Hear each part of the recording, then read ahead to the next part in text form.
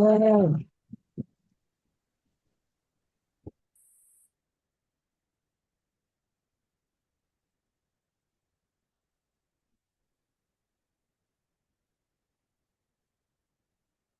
அலைக்கும்.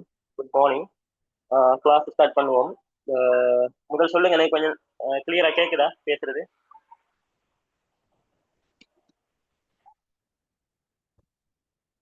சொல்லுங்க, யாராவது ஒரு ஆள் சொல்லுங்க, கிளியரா கேக்குதா?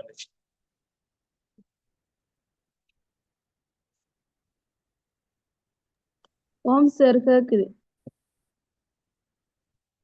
பேச்சுலர் எக்ஸாமுக்குரிய கிளாஸ் ஃபர்ஸ்ட் கிளாஸ்ல வந்து 35 வரையான பார்த்துட்டோம்.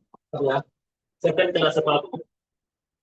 இதுல 26 முதல் 30 விக்கெட், 36 முதல் 40 இந்த கேள்விக்கு ஆகும். 36 முதல் 40 இந்த கேள்விக்கு ஆகும். 36 முதல் 40. சரியா? ரைட். நான் சொல்ற கேள்வியை வாசிக்கிறேன். சரியா? கேள்வியை முதல் தெளிவா விளங்கிக் கொள்வோம். இந்த கேள்வி வந்து டைம் எடுக்கும். சரியா? இந்த கேள்வி வந்து என்ன கேள்வியா? ஏ காரணம், பி காரணம், சி காரணம், டி காரணம், இ காரணம். நிச்சயம் இலகுவான ஒரு கேள்வி. சரியா? நிச்சயம் ஈஸியான கேள்வி. ஆனா நீ கேள்வியை விளங்குறதுல இருக்கிற பிரச்சனை வந்து கஷ்டம். கேள்வியை விளங்கி எடுக்கிறது கஷ்டம். சரியா? அவன் சொல்ற தரவுகளை சரியா நோட் பண்ணிக்கொள்ளும். சரியா கிரகிச்சு கொள்ளுங்க, அதை சரியா நோட் பண்ணிக்கொள்ளும். சரியா? நான் கேள்வியை வாசிக்கிறேன், கேளுங்க.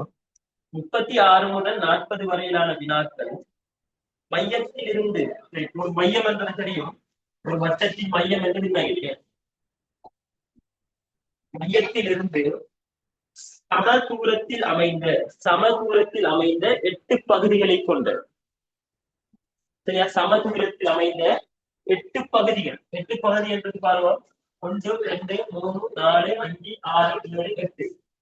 படிக்காரு இங்க இருந்து ஆரம்பிச்சோம்னா 1 2 3 4 5 6 7 8. சமதூரத்தில் அமைந்த 8 பகுதிகளை கொண்ட 4 வட்ட பாதைகளுடன். வட்டப்பாதை என்றது பாருங்க, வட்டப்பாதை. இரண்டாவது வட்டப்பாதை, மூணாவது வட்டப்பாதை இது, நான்காவது வட்டப்பாதை இது.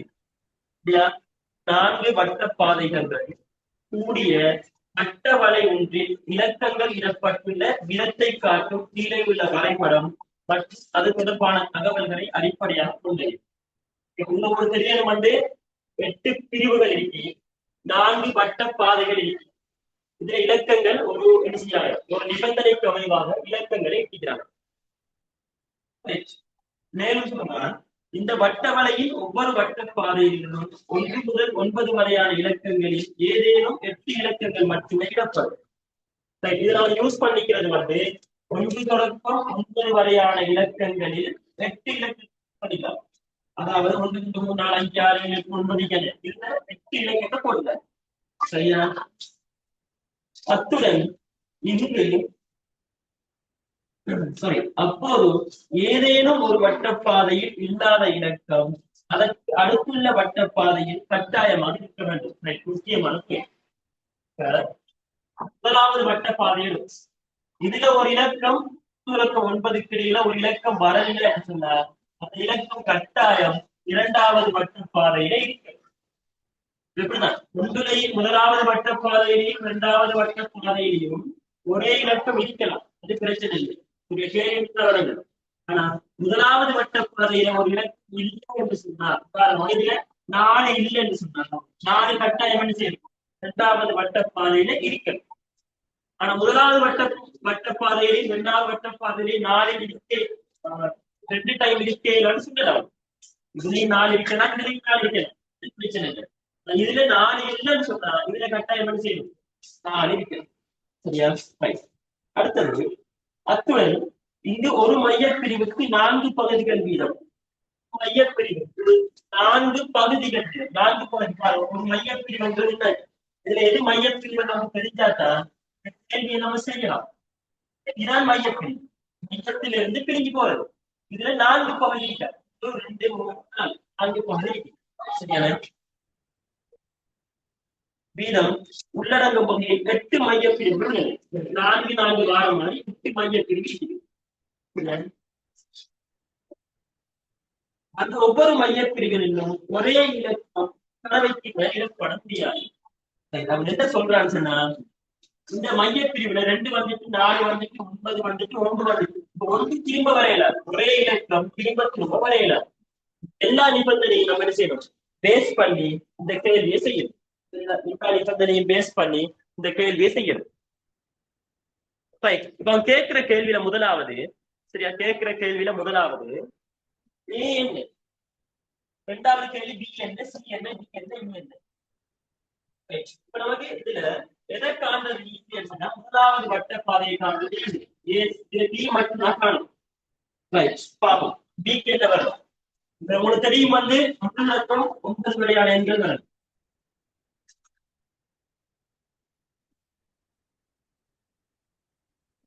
நோட் பண்ணுங்க சரியா. ஆல்ரெடி என்ன வந்துட்டு, 2 வந்துட்டு 9 வந்துட்டு 6 வந்துட்டு 4 வந்துட்டு 3 வந்துட்டு 7 வந்துட்டு 5 வந்துட்டு. லேசா வர வேண்டியது பிக்கு 1 வரணும் அல்லது 8 வரணும், 1 வரணும் அல்லது 8 வரணும். ஒரு நிபந்தனை சொல்லிக்கிறார், என்ன சொன்ன, மைய பிரிவுக்குள்ள இயலாது. இது ஒரு மைய பிரிவா இல்லையா, இது ஒரு மைய பிரிவா இல்லையா. இந்த மைய பிரிவுக்குள்ள ஒரே இலக்கம் திரும்ப வர இயலாது. இந்த மைய பிரிவை பாருங்க, இங்க 8 பிக்கு 8 போட்டு எழுதுமா, என்ன ஒரு 8 இருக்கிறார். அப்ப இந்த மைய பிரிவுக்குள்ள ஒரே இலக்கம் திரும்ப வர இயலாது. பிக்கு 8 வராது. அப்ப பிக்கு நிச்சயம் என்ன வரும், 1 வரும். நிச்சயம் என்ன வரும், 1 வரும் சரியா, பிக்கு 1 வரும். அதே மாதிரி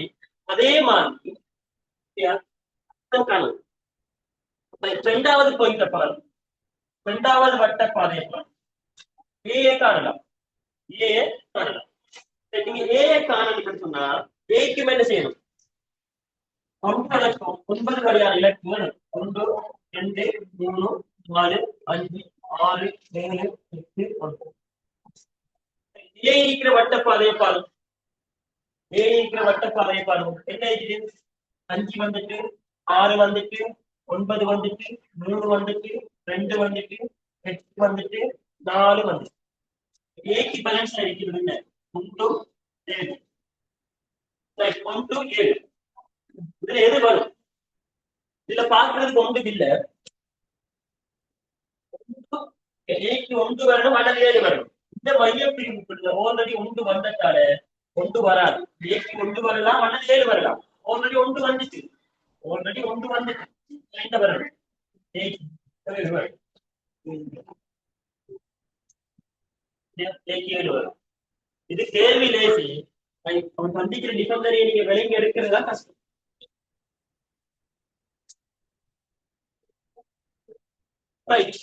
அதே போல வேற என்னத்தை காணலாம், 2 வட்ட பாதைகள் மிச்சம் இருக்கிற 2 லைன் பாருங்க. 2 எழுத்துக்களை காணும், சிஐ காணும், எஃப்ஐ காணும், சிஐ காணும், டிஐ காணும். கண்டு பார்க்கணும். மூணாவது வட்ட பாதை பாருங்க, 1 2 3 4 5 6 7 8 9 சரியா. மூணாவது வட்டப்பாதையில 1 வந்துட்டு 3 வந்துட்டு 2 வந்துட்டு 5 வந்துட்டு 8 வந்துட்டு 9 வந்துட்டு. இதுல பாட வேண்டியது வர வேண்டிய இலக்கங்கள் பேலன்ஸ் அடிக்கிறது 4 6 7 4 6 7 4 6 7 சரியா. இப்ப 4லயும் 6லயும் 7லயும் நல்லா கவனிப்போ, 4 6 7 நல்லா கவனிப்போ. ஈக்கு வந்து 6 ஆல்ரெடி அந்த மையத்துக்குள்ள இருக்குது, ஈக்கு 6 வராது, ஈக்கு 6 வராது.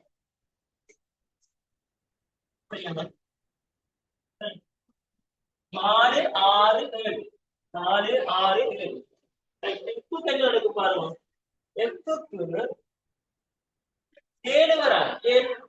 ஏழை இங்க போட்டா இன்னொரு 7 இருக்குது. அப்ப எஃப்க்கு 7 வராது, இக்கு 6 வராது, எஃப்க்கு 7 வராது. பேலன்ஸ் அடிக்கிற 4 2க்கு வரும். இப்ப இந்த 4 வருமா வராது, 4 வருமா வராது,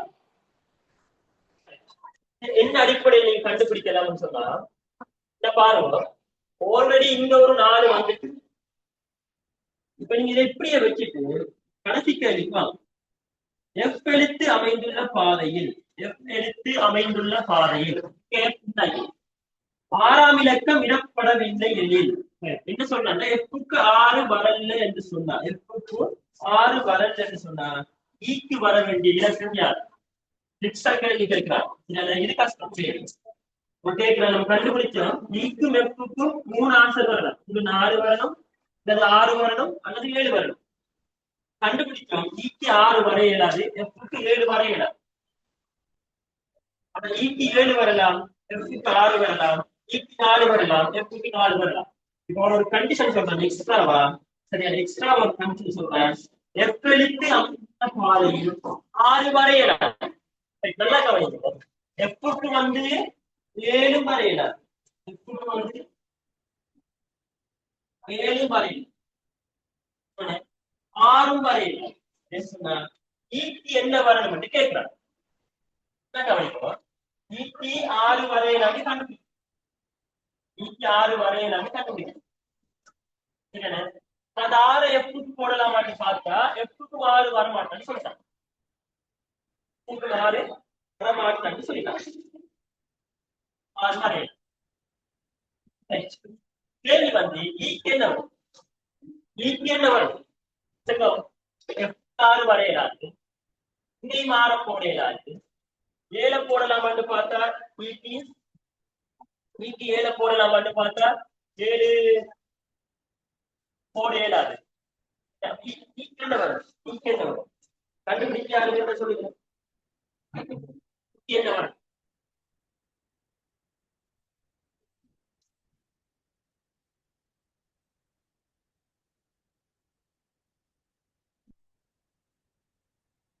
யாராவது ஒரு ஆள் சொல்லலாம். ஈக்கு என்ன ஆன்சர்?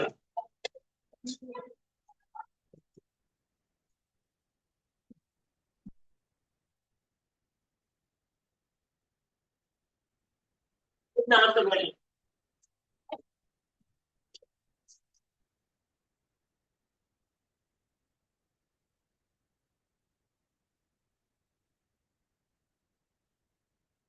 ஈக்கு என்ன ஆன்சர் வரலாம்?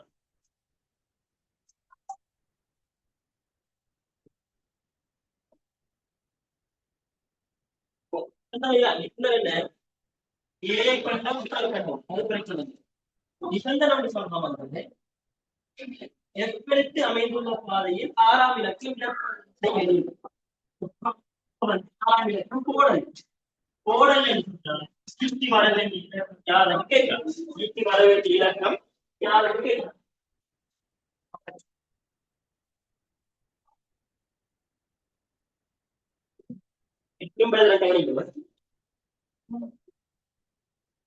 உங்களுக்கு 9 வரையான இலக்கங்கள் பாவிக்கலாம்.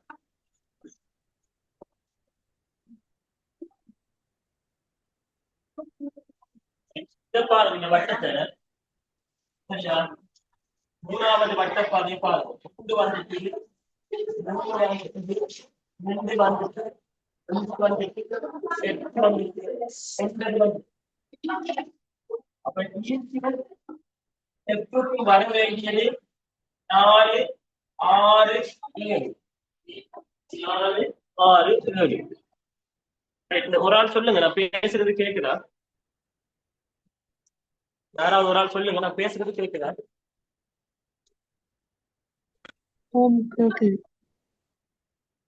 பேசுறது கேக்குதா? யாராவது ஒரு ஆள் சொல்லுங்க.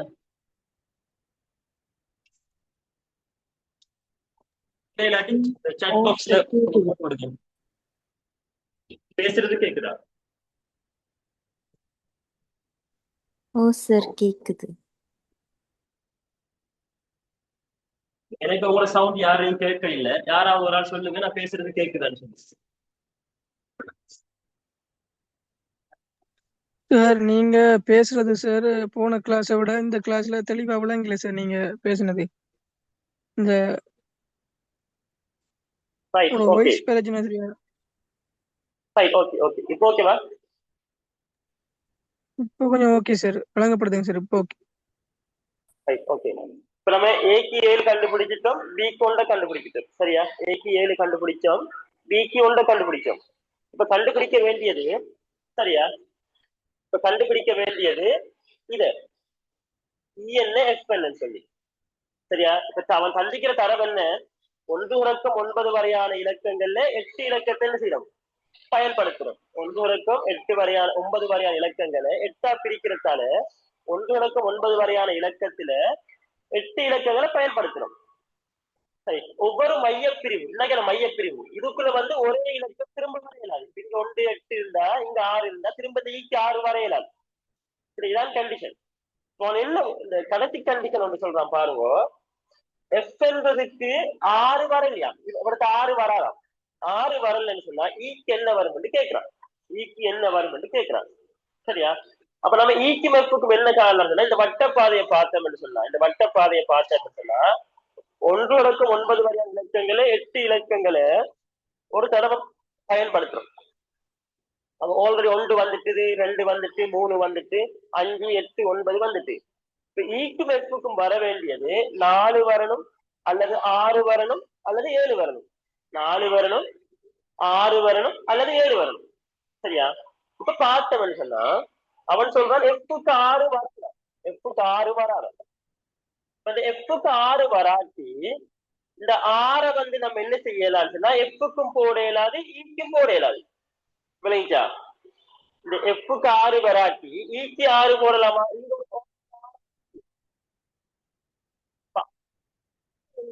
இங்கேயும் போடலாம் இங்கேயும் போடலாம். அப்ப இப்ப வர வேண்டியது ஈக்கும் எஃப்க்கும் என்ன வரணும் என்று சொன்னா 4 வரணும் அல்லது 7 வரணும். சரியா இல்லையா? இந்த பாயிண்ட் விளங்கிட்டா இல்லையா? சரியா இல்லையா? நான் சொன்னது சரியா இல்லையா? ஈக்கும் எஃப்க்கும் 4 வரணும் அல்லது 6 வரணும் அல்லது 7 வரணும். கண்டிஷன் தந்துட்டான் 5வது கேள்வியில, அதாவது 40வது கேள்வியில ஒரு கண்டிஷன் தந்துட்டான். என்ன சொல்லி? எஃப்க்கு 6 இடப்படவில்லை எனில், அப்ப எஃப்க்கு 6 இடப்படலா ஈக்கு 6 போடலாமான்னு பார்த்தா இந்த ஈட மைய பிரிவுக்குள்ள ஆல்ரெடி ஒரு 6 இருக்குது. அப்ப இங்கேயும் 6 என்ன செய்யாது? திரும்ப வராது. ஏன்? ஒரு மைய பிரிவில் உள்ள ஒரே இலக்கம் மீண்டும் மீண்டும் வராது. அப்ப ஈக்கும் எஃப்க்கும் இப்ப 4 வரணும் அல்லது 7 வரணும். இப்ப எஃப்க்கு 7 வருமானு பார்த்தா எஃப் என்ன இந்த மைய பிரிவை பாருங்க ஆல்ரெடி ஒரு இருக்குது.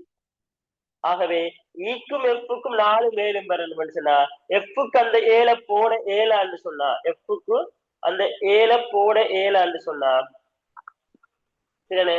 எஃப் 7 கொண்டு எங்க போடலாம்? 7 கொண்டு எங்க போடலாம்? 7 கொண்டு எங்க போடலாம்? ஈக்கி ஈக்கி போடலாமா? சொல்லுங்க. ஈக்கி போடலாமா? பேசிட்டு மைக்கை கொஞ்சம் மியூட் பண்ணி விடுங்க. சரி, ஈக்கி போடலாம். ஈக்கி போடலாம்னு சொல்றேன். என்ன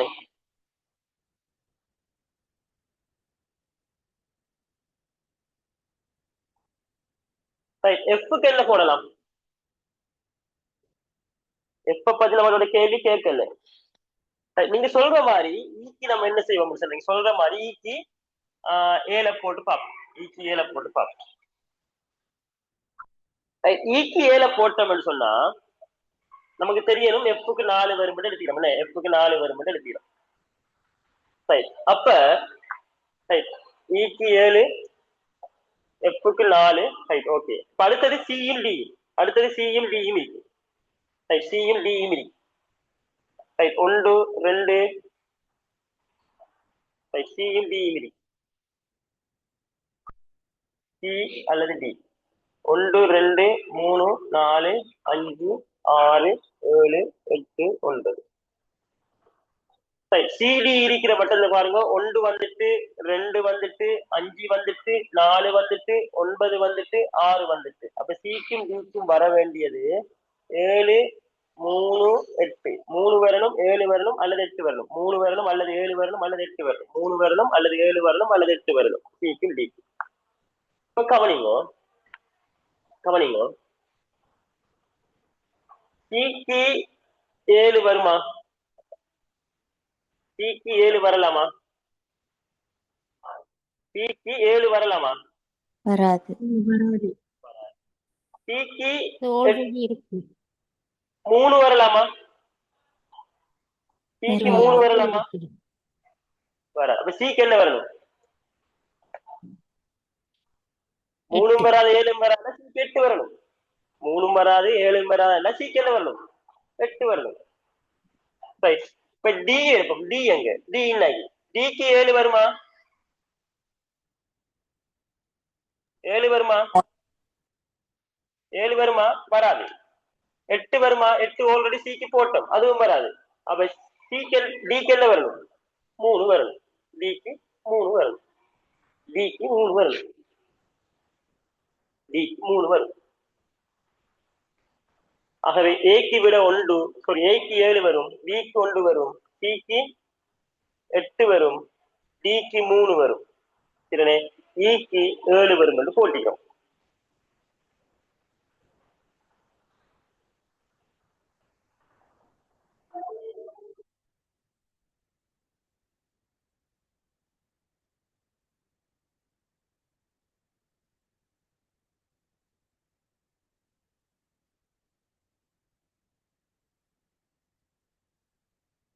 இப்ப நல்லா கவனிங்க. இப்ப கொஞ்சம் கவனிங்க. நம்ம பார்த்ததின் படி ஈய கொஞ்சம் திரும்ப பாருங்க. சரியா? ஈய கொஞ்சம் திரும்ப பார்ப்போம். 1 2 3 4 5 6 7 8 9. ஈய மட்டும் கொஞ்சம் திரும்ப பாருங்க. சரியா? ஈய மட்டும் கொஞ்சம் திரும்ப பாருங்க. சரியா? ஈ இருக்கிற வட்டத்தை பாருங்க. 1 வந்துட்டுது, 3 வந்துட்டுது, 2 வந்துட்டு, 5 வந்துட்டு, 8 வந்துட்டு, 9 வந்துட்டு. அப்ப நமக்கு தெரியணும் ஈக்கும் எஃப்க்கும் 4 வரலாம், 6 வரலாம், 7 வரலாம். சரியா பிள்ளையா? இந்த தரவின் படி ஈக்கும் எஃப்க்கும் 4 வரணும், 6 வரணும், 7 வரணும். சரியா பிள்ளையா?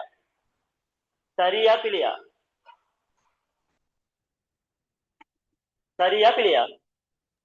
சரி. சரி. இப்ப கவனிங்கோ. மைக்க பேசிட்டு மியூட் பண்ணுங்க, இல்லாட்டி ஒயிட் போர்ட் மறையும். இப்ப கவனிங்கோ. சரியானே? எஃப்க்கு 6 வராதாம். எஃப்க்கு 6 வராதாம்.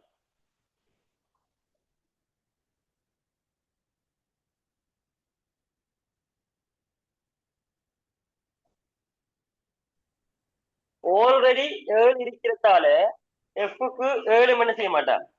வரமாட்டா. எஃப்க்கு 6 போடல. ஆல்ரெடி 7 இருக்கிறதால 7 வராது. அப்ப 6 7 4ல 6 எஃப்க்கு கட்டாயம் வர வேண்டியது 4. எஃப்க்கு கட்டாயம் வர வேண்டியது 4. எஃப்க்கு கட்டாயம் வர வேண்டியது 4. எஃப்க்கு 4 போனா பேலன்ஸ் அடிக்கிற ஈக்கு வர வேண்டியது 6 அல்லது 7. ஈக்கு ஆல்ரெடி இந்த மையத்துல 6 இருக்கிறதால ஈக்கு 6 வராது. ஈக்கு வர வேண்டியது 7. எஃப்க்கு வர வேண்டியது 4. விளங்கிச்சா? ஓ சார். ஓகே. ஆகவே 36 முதல் 40 வரையிலான வினாக்களை தான் டெஸ்டுக்கு பார்த்துக்கிறோம் கிளாஸ்ல. அதுக்குரிய விட என்ன இருக்கு? தெளிவில்லாதாக்க ரெக்கார்டிங்க பாருங்க. அதுலயும் திரும்ப விலங்கல்னு சொன்னா எனக்கு ஒரு மெசேஜ் போடுங்க, நான் கிளியர் பண்றேன். சரியா? இப்ப டெஸ்டுக்கு இருந்து போ. 26 முதல் 30 வரையான வினாக்களுக்கு வாங்க. 26 முதல் 30 வரையான வினாக்களுக்கு வாங்க. 26 முதல் 30 வரையிலான வினாக்களுக்கு வாங்க. என்ன சொல்றாங்க? 26 முதல் 30 வரையிலான வினாக்கள் 3 வட்ட தொகுதிகளுக்கு இடையிலான தொடர்பை சித்தரிக்கக்கூடிய வழிகளை காட்டும் 5 வரைபடங்கள் மற்றும் அது தொடர்பான தகவல்களை அடிப்படையாக கொண்டவை. இதுவும் கொஞ்சம் ஹார்டான கேள்வி, கொஞ்சம் டைம் கூடியா இருக்கும். சரியா? எவ்வளவு பிராக்டிஸ் பண்றீங்களோ அவ்வளவு ஈஸியா இருக்கும். கீழே ஒவ்வொரு வினாவின் கீழும் சில விடைகள் 3 தொகுதிகளாக கொடுக்கப்பட்டுள்ளன. அவற்றுள் 3 விடை தொகுதிகளை மட்டும் இங்கே காட்டப்பட்டுள்ள 3 வரைபடங்களால் சித்தரிக்க முடியும். இவ்வாறு இங்கு காட்டப்பட்டுள்ள எந்த ஒரு வரைபடத்தினாலும் சித்தரிக்க முடியாத மீதமுள்ள விடை தொகுதியை தேர்ந்தெடுத்து இலக்கத்தை புள்ளிக்கோட்டின் மீது எழுதுக. 26வது கேள்வியை பாருங்க. முதலாவது விட பந்தி, பத்தி, வாக்கியம். பந்தி என்று சொல்றது வாக்கியங்கள் என்று சொல்றது உங்களுக்கு தெரியும். இதுல ஒரு இதொன்று நோட் பண்ணிக்கொள்வோம். சரியான எழுத்துக்கள் சேர்ந்து என்ன உருவாகும்?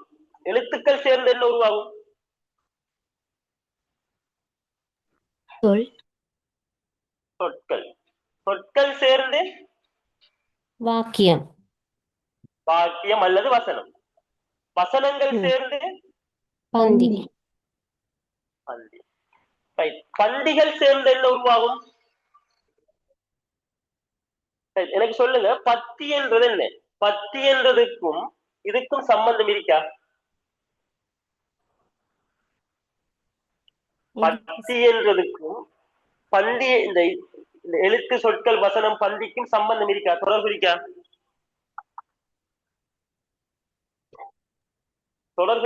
இல்லையா? தொடர்பு இருக்கா இல்லையா? இருக்கு சார். இதெல்லாம் சேர்ந்ததா பத்தி என்று சொல்லப்படும்?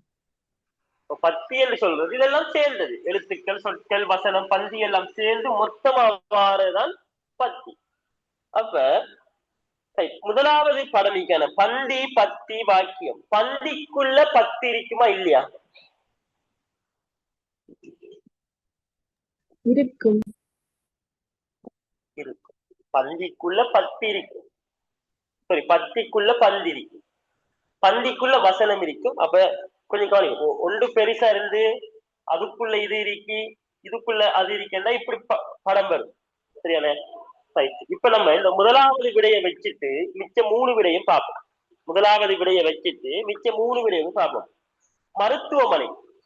மருத்துவமனையில சாதி இருப்பாங்களா இல்லையா? வைத்தியரும் இருப்பாங்க. 2வது விடைக்கு மருத்துவமனை, சாதி, வைத்தியர் என்றதுக்கு இந்த படம் பொருந்துமா இல்லையா? மருத்துவமனை என்றதை பெரிய வட்டம் எடுத்தா அதுக்குள்ள சாதியும் இருப்பார், வைத்தியரும் இருப்பார். சாதியும் வைத்தியரும் இருப்பாங்களா? வைத்தியர்களாகவும் இருக்கின்றவர்கள் என்று ஒரு தொழில் இருக்கா? அப்படி இல்லையே தொழில். அப்ப மருத்துவமனைக்கு சாதியும் இருக்கும். முதலாவது, 2வது, 3வது, 4வது. நம்ம 2வது பார்க்கிறோம். 2வதுக்கு படம் இருக்கா இல்லையா? இதுல 2வதுக்கு மருத்துவமனை, சாதி, வைத்தியர் என்றதுக்கு இதுல படம் இருக்கா இல்லையா? இருக்கு சார். நீங்க இந்த மைக்கை அன்மியூட் பண்ணி பேசுங்க, பிரச்சனை இல்லை. பேசிட்டு குயிக்கா மியூட் பண்ணி விடுங்க. அப்ப இந்த மற்றவங்களுக்கு ஒயிட் போர்ட் விளங்கும். சரியா? 3வது பாருங்க.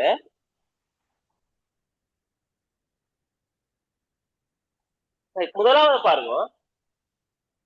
பந்திகள் சேர்ந்து எழுத்துகள் சேர்ந்து சொற்கள், சொற்கள் சேர்ந்து வசனம், வசனங்கள் சேர்ந்து பந்தி. அப்ப நான் சொல்றேன், இப்ப அவன் தந்திக்கிறது என்ன? பந்தி, வசனம், சொற்கள். பந்தி,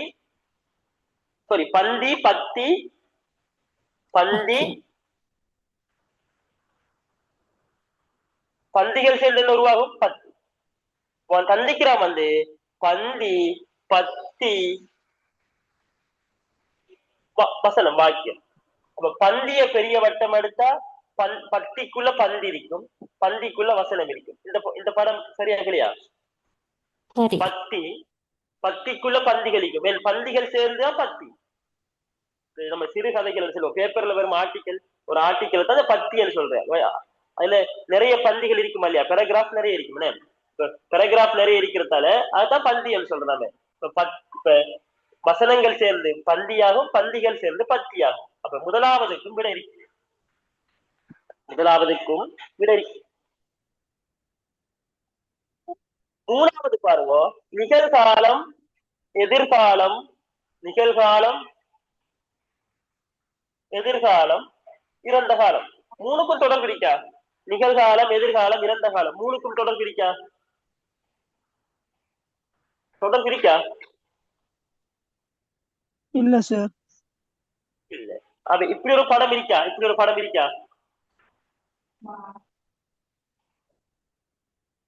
இல்ல. நாலாவது பாருங்க, சட்டத்தரணி, எழுத்தாளர், பாடகர். மைக்க மியூட் பண்ணி வைங்கன்னு சொல்லிட்டேன் நான். சரியா? இல்லாட்டி நான் மொத்தமா என்ன செய்வேன், நான் மியூட் பண்ணி விடுவேன், நீங்க அன்மியூட் பண்ண இயலாது. சரியா? மற்றவங்களுக்கு டிஸ்டர்ப் இல்லாம இருந்து கொள்ளுங்க. சரியான? மைக்க மியூட் பண்ணி வச்சுக்கொள்ளும். சட்டத்தரணி, எழுத்தாளர், பாடகர். ஒரு ஆள் சொல்லுங்க, இதுக்கு எத்தனாவது படம் சரியா வருது?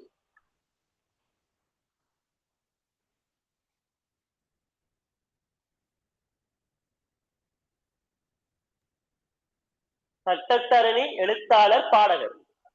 இப்ப சில தொழில் இருக்குது வந்து, ஒரு தொழில ஒரு ஆள் ஒரு தொழில் தான் செய்யலாம். உதாரணமா டாக்டர், வைத்தியர். ஓகே, நான் மைக்க மியூட் பண்ணி விடுறேன்.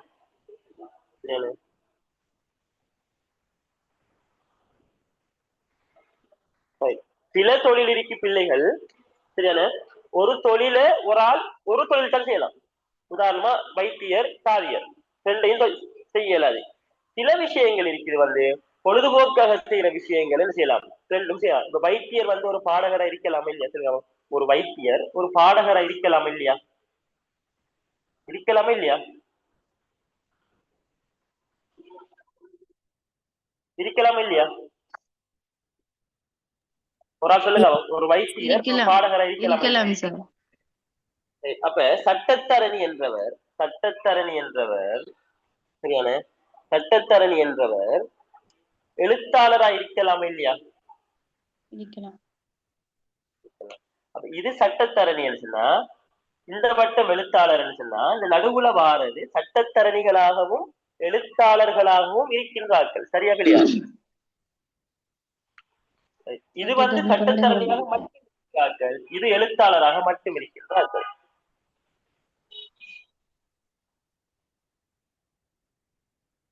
இந்த மத்தாக்கள் மைக்க அன்மியூட் பண்ணி வச்சு பேசுற டைமுக்கு உங்களுக்கு ஒயிட் போர்ட் மறையுதா?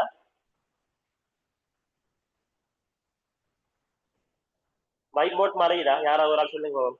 மற்றவங்க அந்த மைக்க அன்மியூட் பண்ணி பேசிட்டு இருக்க போல உங்களுக்கு மறையலையா? இல்ல மறைய இல்ல. ஓகே. இப்ப சட்டத்தரணி, எழுத்தாளர், பாடகர். இப்ப பாடகர் என்றது ஒரு சட்டத்தரணி பாடகரா இருக்கலாமா இல்லையா? இருக்கலாம் சார். இருக்கலாம். அதே போல ஒரு எழுத்தாளர் பாடகரா இருக்கலாமா இல்லையா? எழுத்தாளர் பாடகரா இருக்கலாமா இல்லையா? இருக்கலாம். இந்த வட்டம் இப்படி வரும். இந்த நடுவுல வார இது என்னன்னு சொன்னா, சட்டத்தரணியாகவும் இருக்கிறார், எழுத்தாளராகவும் இருக்கின்றார், பாடகராகவும் இருக்கின்றார். இது சட்டத்தரணி, இது எழுத்தாளர், இது பாடகர் என்று சொன்னா, இந்த நடுவுல வாரது சட்டத்தரணி, பாடகர், எழுத்தாளர். இது வந்து சட்டத்தரணியும் எழுத்தாளரும், இது வந்து பாடகரும் எழுத்தாளரும், இது வந்து சட்டத்தரணியும் பாடகரும், இது வந்து சட்டத்தரணி மட்டும், இது வந்து எழுத்தாளர் மட்டும், இது வந்து பாடகர் மட்டும். இதே வரைவு ஆசிரியர், வைத்தியர், சாதியர், இப்படி படம் வருமா? ஆசிரியர், வைத்தியர், சாதியர், இப்படி ஒரு படம் வருமா? வராது. ஆகவே நாலாவது சரி. ஆகவே இதுல படம் இல்லாத, பொருத்தம் இல்லாத விட வந்து மூணாவது விட. மூணாவது, நிகழ்காலம், இறந்த காலம், எதிர்காலத்துக்கு படம் போட இயலாது.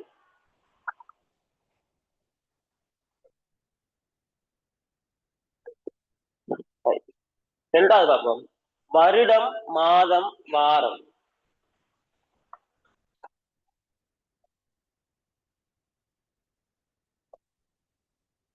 இப்ப நான் சொல்றேன்,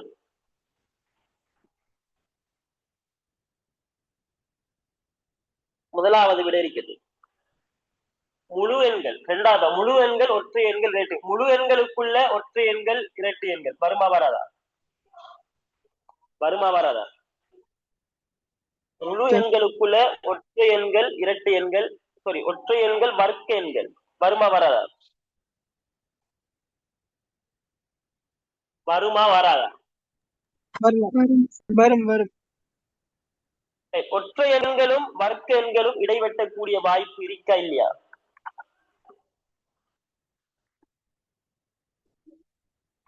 ஒற்றை எண்களும் வர்க்க எண்களும் இடைவெட்டக்கூடிய வாய்ப்பு இருக்கா இல்லையா?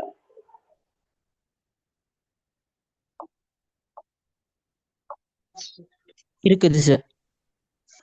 இருக்குது.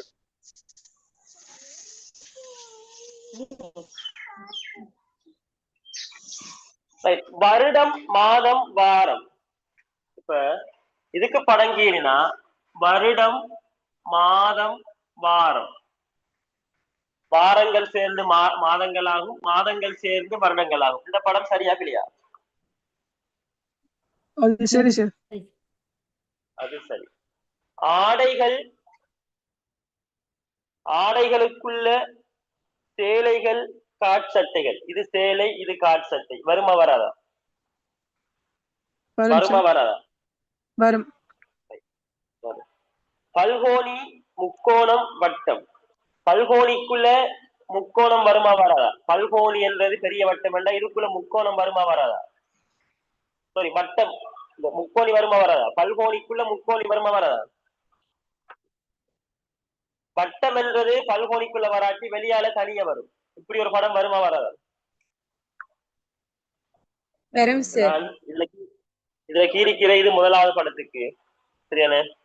இது இரண்டாவது படம், இது மூணாவது படம், இது நாலாவதுக்குரிய படம். இப்ப சொல்லுங்க எனக்கு, இதுல எது பிழையாக எடுக்கலாம்? நம்ம எத்தனாவது விடையை பிழையாக எடுக்கலாம்? எத்தனாவது விடையை பிழையாக எடுக்கலாம்?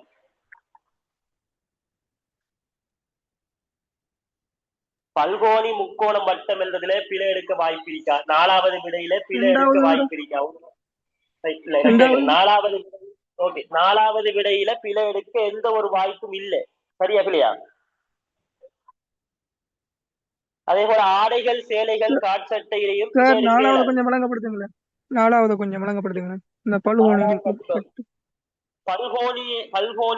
முக்கோணி. இப்ப பல்கோணிகளுக்குள்ள முக்கோணி வருமா இல்லையா? பல்கோணிகளுக்குள்ள முக்கோணி வருமா இல்லையா? வரும் சார். வட்டம் என்றது ஒரு பல்கோணியா?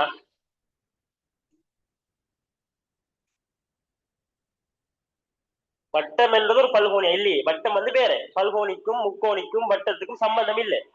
ஆகவே பல்கோணிக்குள்ள முக்கோணி வரும். வட்டம் என்பது ரெண்டுக்கும் சம்பந்தம் இல்லாதால அவர் வட்டத்துக்கு வெளியால வருவார். உதாரணமா பாடசாலை மாணவன்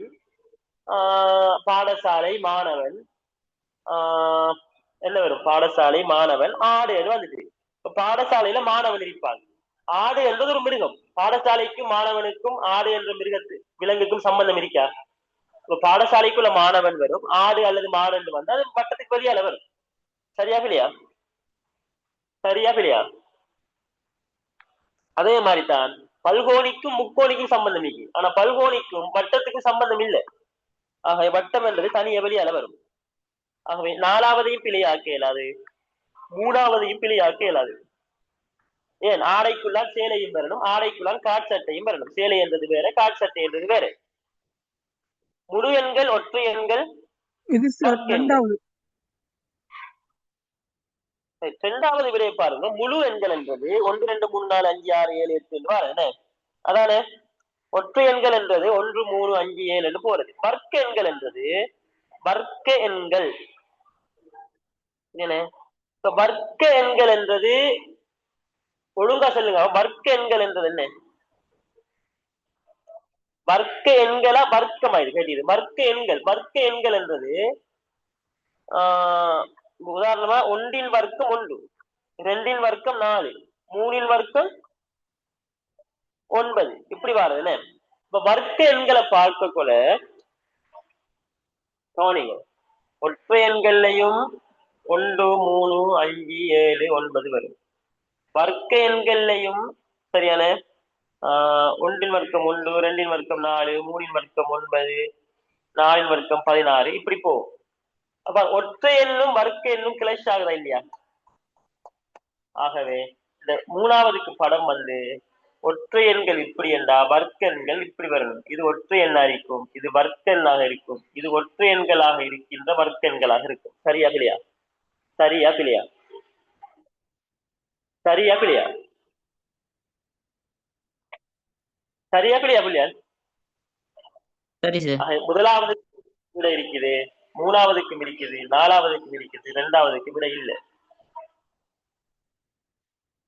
விலங்குகள்னு சொன்னா ரெக்கார்டிங் போடுவது பிரச்சனை இல்லை, நீங்க பாருங்க, ஒரு பிரச்சனையும் இல்லை. சரியா? ஓகே.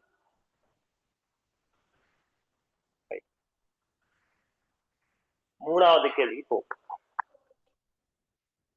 மூணாவது கேள்வி, விதை பழம் தாவரம். விதை பழம் தாவரம் தெரியும். தாவரத்துல பழமும் இருக்கும், விதையும் இருக்கும். இரண்டாவது பார்ப்போம். பாராளுமன்றம் ஓவியர் சபாநாயகர்.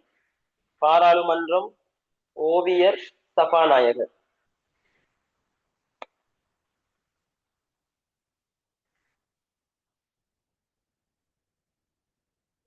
அந்த ஓவியர் என்றது அது கீழே அதை மாற்றிக்கொள்ளுங்க. ஓவியர் இல்லது அமைச்சர்கள் என்று மாற்றிக்கொள்ளுங்க. ஓவியர் இல்லது அமைச்சர். சரியா? ஓவியர் இல்லது அமைச்சர் என்று மாற்றிக்கொள்ளுங்க. அப்ப பாராளுமன்றத்துல அமைச்சர் ஓவியரா வந்தாலும் 5வது படத்துக்கு அது பொருத்தமா வராதா சார்? இல்ல, 5வது படத்துக்கு பொருத்தமா வரும், அது பிரச்சனை இல்லை. அதாவது டைப்பிங் மிஸ்டேக் அது. ரைட், ஓகே, மாற்ற தேவையில்லை. அப்படியே டைப்பிங் மிஸ்டேக் தானது, பிரச்சனை இல்லை. பாராளுமன்றத்துல வந்து யார் இருப்பாரு? சபாநாயகர் இருப்பாரு. இல்ல, பாராளுமன்றத்துக்குள்ள சபாநாயகர் இருப்பாரு. இப்படி ஒரு பிரச்சனை வருமே. ஓவியர்ன்றது ஃபுல் டைம் தொழில் இல்லாமல்ல. அப்ப ஒரு சபாநாயகர் ஓவியரா இருக்கலாமா இல்லையான்னு பிரச்சனை ஒன்று வரும். அதனால நான் சொன்ன வந்து அதை அமைச்சர் மாற்றிக்கொள்ளுங்க. சரியா? அமைச்சர், அது உண்மையான சொல் வந்து அமைச்சர் தான். சரியா? உண்மையான சொல் வந்து அமைச்சர் தான். இந்த ஓவியர் என்றதை அமைச்சர் மாற்றிக்கொள்ளுங்க. இப்ப பாராளுமன்றத்தில் வந்து சபாநாயகரும் இருப்பாரு, அமைச்சரும் இருப்பாரு.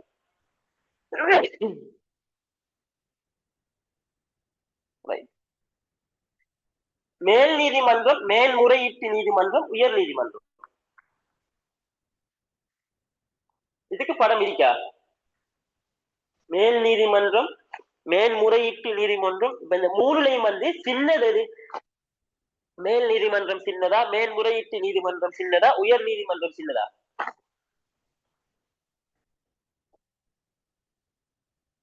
மேல் நீதிமன்றம், மேல்முறையீட்டு நீதிமன்றம், உயர் நீதிமன்றம், எது சின்னது? மேல்முறையீட்டு நீதிமன்றம் சின்னதா பெருசா? உயர் நீதிமன்றம் வழங்குற தீர்ப்பை நம்ம மீள் பரிசீலனை செய்யணும்னு சொன்னா எங்க கொண்டு வழக்கு போடணும்?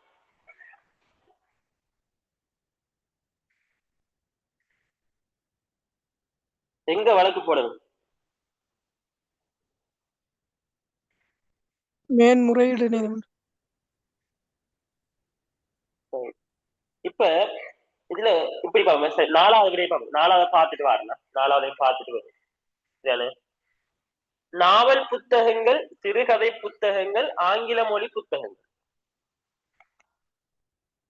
இப்ப நான் ஆங்கில மொழி புத்தகங்கள் எடுத்தேன்னு சொன்னா, ஆங்கில மொழி புத்தகத்துல நாவல் கதை புத்தகங்களும் இருக்கும், சிறுகதை புத்தகங்களும் இருக்கும். ஆங்கில மொழி அல்லாத நாவல் கதை புத்தகமும் இருக்கும், ஆங்கில மொழி அல்லாத சிறுகதை புத்தகமும் இருக்கும். 4வதுக்கு படம் இப்படித்தான் வரும். நல்லா கவனிங்க. நடுவில் இருக்கிற வட்டம் ஆங்கில மொழி, இது நாவல், இது சிறுகதை, இது சிறுகதை, இது சிறுகதை. இதுல வந்து இந்த பாயிண்ட் வந்து ஆங்கில மொழியில் இருக்கிற நாவல், இது வேற மொழியில் இருக்கிற நாவல். இது வந்து ஆங்கில மொழியில் இருக்கிற சிறுகதை, இது வந்து வேற மொழியில் இருக்கிற சிறுகதை. நடுவுல இருக்கிறது ஆங்கில மொழியில இருக்கிற நாவல் அல்லாத சிறுகதை அல்லாத ஏழை புத்தகங்கள். இப்ப முதலாவதுக்கு விட இது வரும், இரண்டாவதுக்கு இது வரும், நாலாவதுக்கு இது வரும். இது மூணும் சரி. ஆக மூணாவது விடை பொருத்தம் இல்லை. மூணாவது விடை பொருத்தம் இல்லை. நீங்க கொஞ்சம் என்ன செய்யுங்க சொன்னா, இந்த மேல் நீதிமன்றம், மேல்முறையீட்டு நீதிமன்றம், உயர் நீதிமன்றம் இதை கொஞ்சம் பாருங்க. பார்த்துட்டு உங்களுக்கு கொஞ்சம் எதுக்கு கீழே எது வருதுன்னு பார்த்துக்கொள்ள ஒரு இடத்துல ஒரு பிரச்சனை வரும். ஆகவே மூணாவது தான் பிழை. மூணாவது பிழை. இதுல எப்படித்தான் எல்லாத்துக்கும் சரியா விட கண்டுபிடிக்காட்டியும் சரியானத்தை கண்டுபிடிச்சு போனோம்னு சொன்னா பிழையை ஆட்டோமேட்டிக்கான செய்யலாம். ஐக்கியூல பெரும்பாலும் ஃபர்ஸ்ட்டுக்கு சரியா கண்டுபிடிக்கணும். சரியா கண்டுபிடிச்சா பிழை வரும், அல்லது பிழையை கண்டுபிடிச்சா சரி வரும். சரியான இதுல பிழையை கேட்கறதால சரியை கண்டுபிடிக்கணும். சரியை கேட்டா பிழையை கண்டுபிடிக்கணும். பிழையை கண்டுபிடிச்சா 3 பிழையா இருக்கும், 1 சரியா இருக்கும். சரியை கேட்டா பிழையை கேட்டா சரியை கண்டுபிடிச்சா 1 பிழையா இருக்கும். சரியா?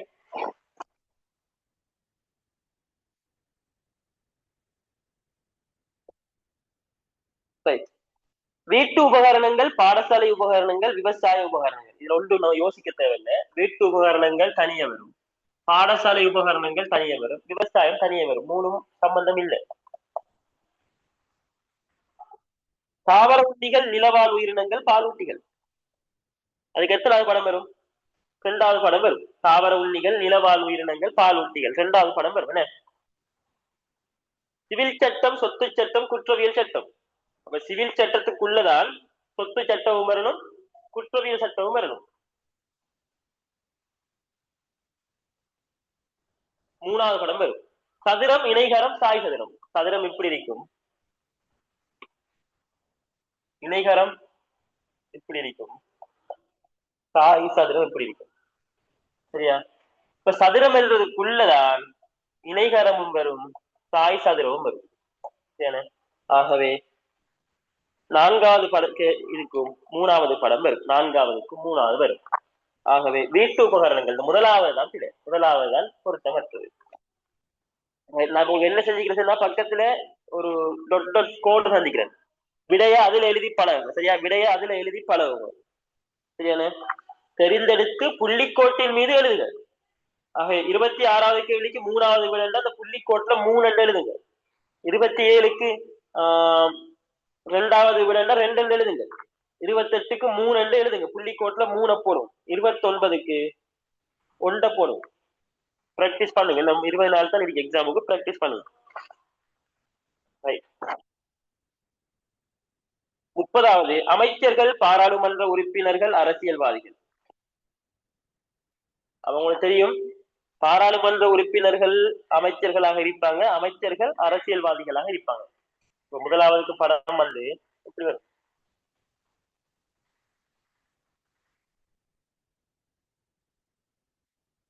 இரண்டாவதுக்கு படம் வந்து நிலப்பரப்பு, காடுகள், பாலைவனங்கள். நிலப்பரப்புல வந்து நிலப்பரப்பட பூமி, பூமியில காடுகளும் இருக்கும், பாலைவனங்களும் இருக்கும்.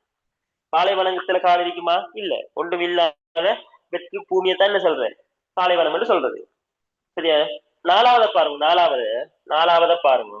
உணவு. உணவுல கார்போஹைட்ரேட் அடங்கின உணவும் இருக்கும், புரதம் அடங்கின உணவும் இருக்கும். 3வது பாருங்க. நீதிபதி, மாவட்ட நீதிபதி, சமாதான நீதிபதி. நீதிபதி, மாவட்ட நீதிபதி, சமாதான நீதிபதி தொடர் கொண்டு வராது. சரியான? தொடர் கொண்டு வராது. ஆகவே 30வதுக்கு 3வது விட வரும். 30வதுக்கு 3வது விட வரும்.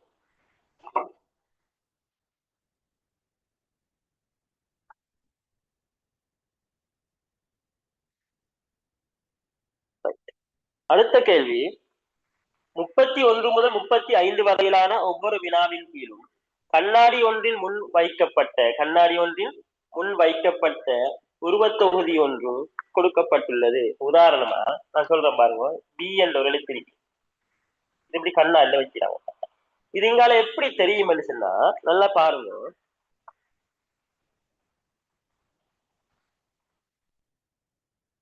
நான் கீறி காட்டுறேன் பாருங்க.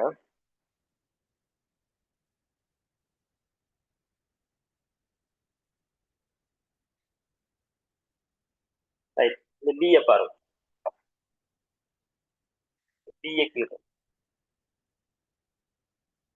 இது கண்ணாடியில நீங்க பார்க்க போல எப்படி பார்க்கணும்னு சொன்னா, இது இடது பக்கம் தானே, இது வலது பக்கம், இது இடது பக்கத்திலிருந்து வலது பக்கம் நோக்கி அப்படி பெரட்டும். பெரட்டில என்ன உருவம் தெரியுதோ அதான் கண்ணாடியில தெரியும். அதாவது இந்த உருவத்தை, இந்த பேப்பரை நான் இடது பக்கம் இருந்து இப்படி வலது பக்கமாக திருப்புறேன், இடது பக்கம் இருந்து வலது பக்கம் இப்படி திருப்புறேன். என்ன உருவம் தெரியுது பாருங்க, இதான் கண்ணாடியில தெரியும். எப்படி தெரியுது இல்ல பாருங்க, தீர்வன் பாருங்க. அப்ப இந்த பி கண்ணாடியில இப்படி தெரியும். விளங்கிச்சா இல்லையா? விளங்கிட்டு சார். ஆக என்ன பாருங்க, முதலாவது படத்தை பாருங்க, 31 பாருங்க, 31, 32, 33, 34, 35, 35.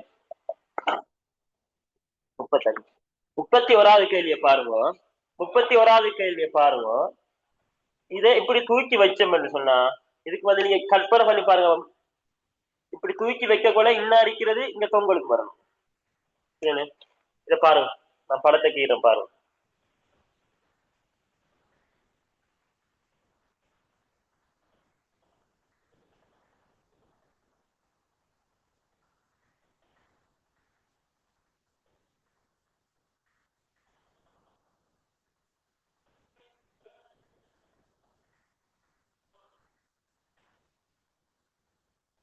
இதான் படம். இப்ப இதை தூக்கி வைக்க கூட நீங்க என்ன சொன்னா கேள்வி வருதோ இல்லையோ, நல்லா ஒரு விஷயம் ஞாபகம் வச்சுக்கொள்ளுங்க. ஐக்கிய பொறுத்த வரைக்கும் இப்ப புது புது கேள்விகள் மாறி மாறி அண்மை கால பரீட்சையில வருது. 50 கேள்வி 20 கேள்வியை புதுசா போடுறாங்க. சரிண்ணே, அது யாராலையும் இலங்கையில எந்த ஒரு டீச்சராலையும் கெஸ் பண்ணி கொள்ள அமைக்குது. பேப்பர் எப்படி வரும் சொல்லி கேள்வி என்ன கேள்வி வரும் என்ன யாருக்கும் கெஸ் பண்ண இயலாது. நீங்க எக்ஸாம் போக்குள்ள எல்லாத்துக்கும் ரெடியா போகும். சரிண்ணே, எக்ஸ்ட்ராவா அங்க பேப்பர் தர மாட்டான். ஆனா நீங்க ஒரு சில ஒரு பென்னோ மார்க்கரோ கொண்டு வரல, என்ன தந்தாலும் கீறி என்ன செய்யலாம், கப்தால் வாங்கி, கப்தால் தெராட்டி பேப்பர்லயாவது பெண்ணால நல்ல இங்க் பெண்ணால கீறினாலும் என்ன செய்யும், பெரட்டி பார்த்தா விளங்கும். சரிண்ணே, பெரட்டி பார்த்தா விளங்கும். சரிண்ணே, அப்ப நீங்க என்ன செய்யுங்க சார், ஒரு பிராக்டிஸுக்கு நான் சொல்றேன் வந்து இதுக்குரிய விடையை சொல்றேன். நான் ஒரு பிராக்டிஸுக்கு உங்களுக்கு என்ன செய்யறேன், இதுக்குரிய விடையை சொல்றேன். நீங்க இதை இப்படி பெரட்டி பார்த்தீங்கன்னு சொன்னா ஒரு விளங்கும். நீங்க ஒரு பெண் எடுத்து இதை கொஞ்சம் கீறி பெரட்டி பாருங்க, உங்களுக்கு என்ன விடை வரும் சரியா.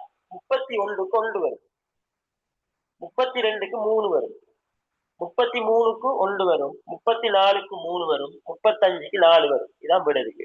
31க்கு 3 மூணாவது விடை வரும், 31க்கு முதலாவது விடை வரும், 32க்கு மூணாவது விடை வரும், 33க்கு முதலாவது விடை வரும், 34க்கு மூணாவது விடை வரும், 35க்கு 4வது விடை வரும். சரியா, இதை நீங்க என்ன செய்யுங்க சொன்னா இதை வந்து ஒரு கொப்பித்தாள்ல இங்க் பென்ல அல்லது பெல் பென்ல கீறி பெரட்டி பாருங்க, இந்த விடையெல்லாம் வரும். இதான அதுல முறை. சரியா, இதான அதுல முறை மெத்தட். இதை செஞ்சு பாருங்க. இதுல டவுட்ஸ் வந்தா என்கிட்ட கேளுங்க. சரியா, இதுல டவுட்ஸ் வந்தா என்கிட்ட கேளுங்க. ஓகேவா, விளங்கிட்டா விளங்க இல்லையா? அதாவது கண்ணாடியில பாக்குறது வந்து இடது பக்கம் இருந்து வலது பக்கம் பெரட்டணும். தண்ணியில பார்க்க போல, நீர்ல பார்த்தா எப்படின்னு கேட்டா கீழ்பக்கம் இருந்து மேல் பக்கம் பெரட்டணும். சரியானே, தண்ணியில பார்க்க போல தெரிகிறது வேற. இப்ப இது பீதான புள்ளியா, இது பீதான இல்லையா? இந்த பீய வந்து நீங்க கண்ணாடியில பார்க்க போல இப்படி விளங்கும். சரியா, தண்ணியில பார்க்க போல கீழ்பக்கம் இருந்து மேல் பக்கம் பெரட்டணும்.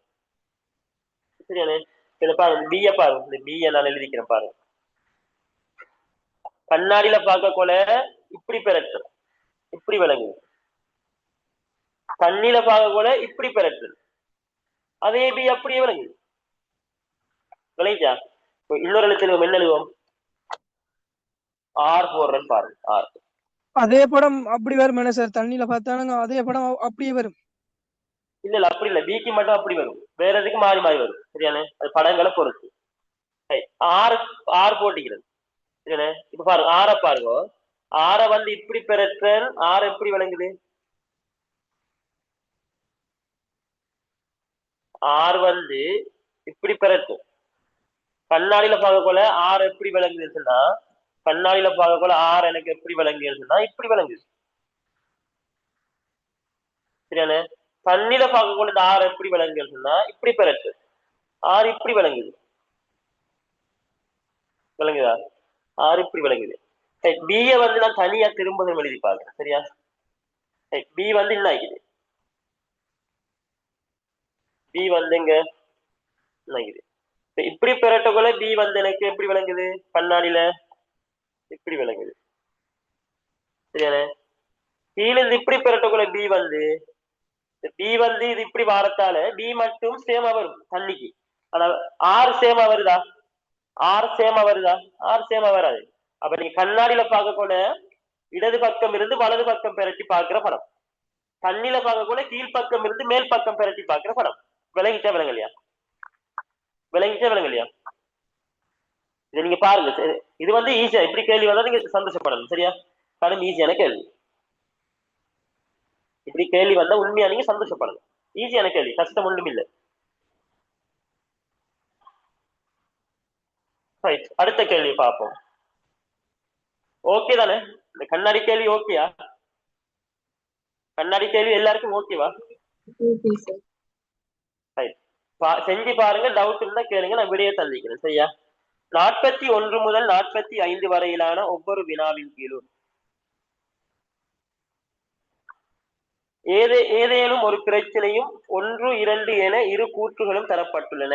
அந்த இரு கூற்றுகளையும் கொண்டு முதலாம் கூற்றை மட்டும் பயன்படுத்தி பிரச்சனையை தீர்க்கலாம் என்று சொன்னா முதலாம் கூற்றை பயன்படுத்தலாம், இரண்டாம் கூற்றை பயன்படுத்தலாம், ஒன்றையும் ரெண்டையும் பயன்படுத்தலாம் என்று சொன்னா, அல்லது ஒன்றையும் ரெண்டையும் தனித்தனியாக பயன்படுத்தணும் என்றா, ஒன்று அல்லது ரெண்டை பயன்படுத்தணும் என்றா, அல்லது ஒன்றையும் பயன்படுத்தல ரெண்டையும் பயன்படுத்த இயலான்னு சொல்லலாம்.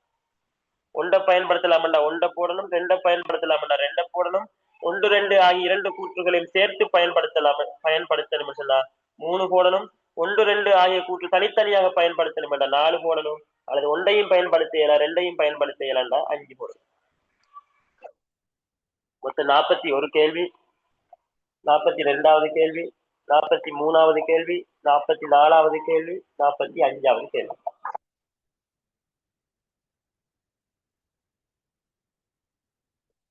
இப்ப சொல்லுங்க. பிரச்சினை: காரக, மாலக, தேவக மற்றும் சேனக என்ற 4 மாணவர்களிடையே நிறையில் கூடிய மாணவனின் நிறை 40 கிலோகிராம் ஆகும். என்ன சொல்றாங்க? காரக, மாலக,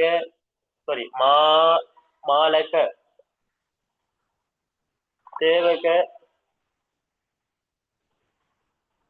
சேனக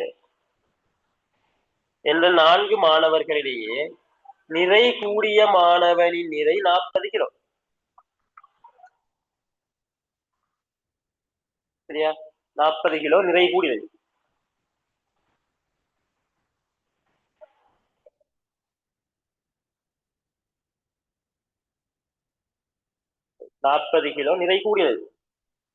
சரியா? சேனக்க மற்றும் தேவக்கவின் நிறைகளின் கூட்டுத்தொகை, சேனக்க தேவக்க இவங்களோட நிறைகளின் கூட்டுத்தொகை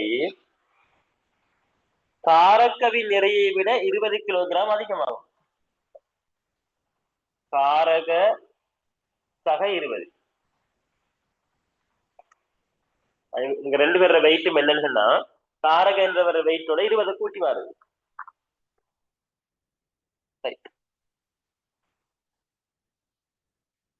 அவ்வாறெனில் அவர்களுக்கிடையில் நிறையில் குறைந்த மாணவன் யார்? நீங்க சும்மா சொல்லுங்க. ஆகும் ஆக கூடினது யார் என்று சொல்லல, 40 கிலோன்னு சொல்லிட்டான். சேனக்க தேவகட நிறை ரெண்டும் எதுக்கு சமன் என்றா காரகட நிறையோட 20 கூட்டி வாழ்ந்து சமன்.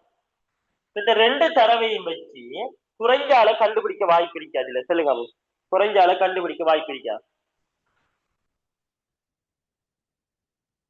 குறைஞ்சால கண்டுபிடிக்க வாய்ப்பு இருக்கா?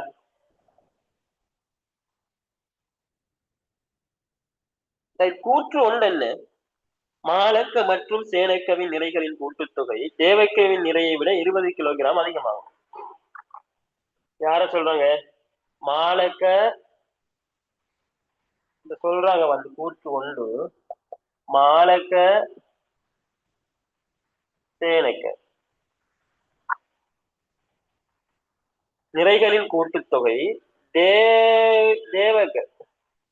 தேவக்கவின் நிறையை விட 20 கிலோகிராம் அதிகமாகும். நமக்கு தந்ததவன் சேனக்க தேவக்கட கூட்டுத்தொகை தான் காரக என்றவர கூட்டுத்தொகையை விட 20 கூட. இப்ப சொல்றான் இதுல மாலக்க சேனக்க இவர கூட்டுத்தொகை தேவக்கட கூட்டுத்தொகையை விட 20 கூடியா.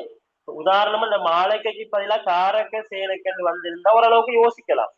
இந்த முதலாவது கூற்று எடுக்கலாமா சொல்லுங்க, சரியா வருமா? முதலாவது கூற்று சரியா? முதலாவது கூற்று சரியா இல்ல? முதலாவது கூற்றுக்கும் தந்திக்கிற தரவுக்கு சம்பந்தம் இல்லை. இரண்டாவது பாருங்க, சேனக்க மற்றும் தேவக்கவின் நிறைகளின் கூட்டுத்தொகை. சேனக்க மற்றும் தேவக்க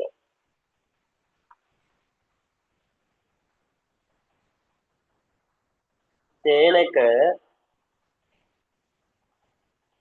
தேவக்க நிறைகளின் கூட்டுத்தொகை காரகவின் நிறையை விட 20 கிலோ அதிகம். இதைத்தான் சொல்லிடுறாங்க. இப்ப இதையும் வச்சு முதலாவதையும் இரண்டாவதையும் வச்சு நிறை குறைந்த மாணவனை கண்டுபிடிக்கலாமா இல்லையா சொல்லுங்க. அவன் நிறை குறைந்த மாணவனை கண்டுபிடிக்கலாமா இல்லையா? கண்டுபிடிக்க வாய்ப்பு இருக்கா? கண்டுபிடிக்க வாய்ப்பு இருக்கா? கண்டுபிடிக்க வாய்ப்பு இருக்கா?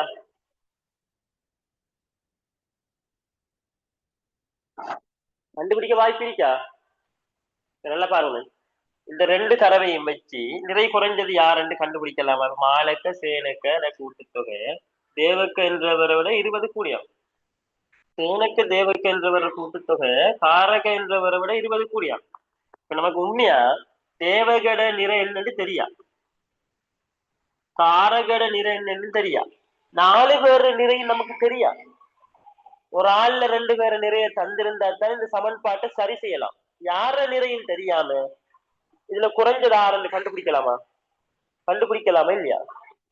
கண்டுபிடிக்க இயலாது. முதலாவது கூற்ற பயன்படுத்தியும் குறைஞ்சால கண்டுபிடிக்கலாம், இரண்டாவது கூற்ற பயன்படுத்தியும் குறைஞ்சால கண்டுபிடிக்கலாம். ஆகவே இரண்டையும் பயன்படுத்தி விட எடுக்க இல்லாட்டி 5 விளைஞ்சா.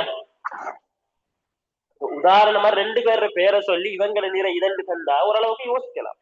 இல்ல யார பேரையும் சொல்லி இவர இன்னார நிறை இத்தனை சொல்லி தரலையே, எப்படி குறைஞ்சதை கண்டுபிடிக்க இயலாது. விளங்கிச்சா? கிளியரா? கிளியரா?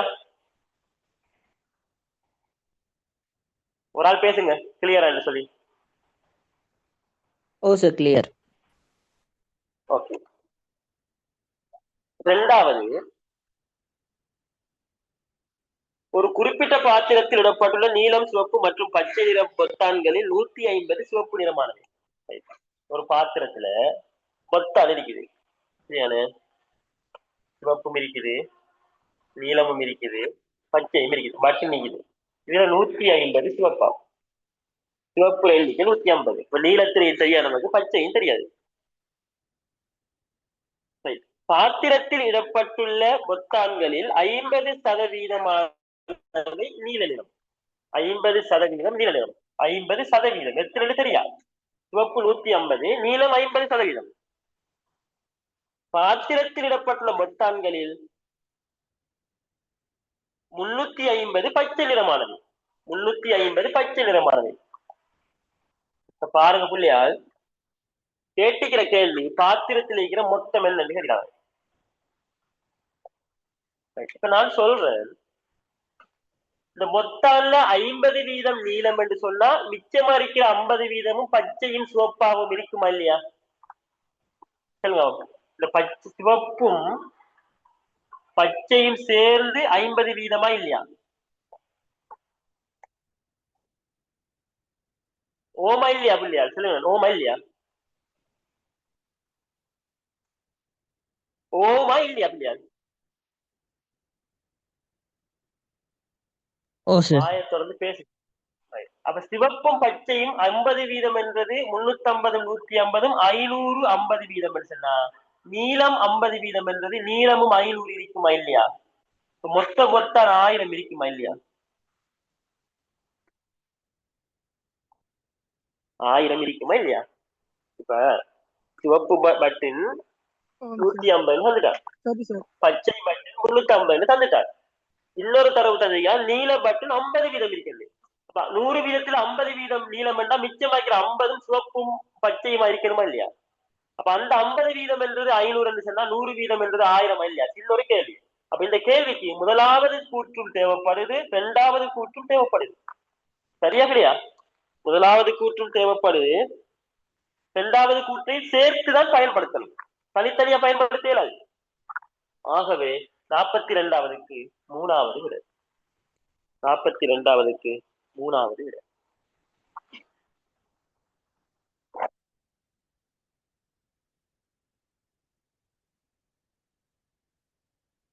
43 குறிப்பிட்ட மரதன் போட்டியில் பங்கு பற்றிய வீரர்களில் சிலர் இடையில் நிறுத்தினர் மற்றும் வேறு சிலர் போட்டியை நிறைவு செய்தனர். அந்த மரதன் ஓட்ட போட்டியில் பங்கு பற்றிய மொத்த வீரர்கள் எண்ணிக்கை யாரு? சிலர் என்னஞ்சிட்டாங்க, இடையில நிற்பாட்டாங்க. சிலர் என்னஞ்சிட்டாங்க, கம்ப்ளீட் பண்ணிட்டாங்க. கேள்வி மொத்தம் பங்கு பற்றிய நாட்கள்ல மொத்த எண்ணிக்கை.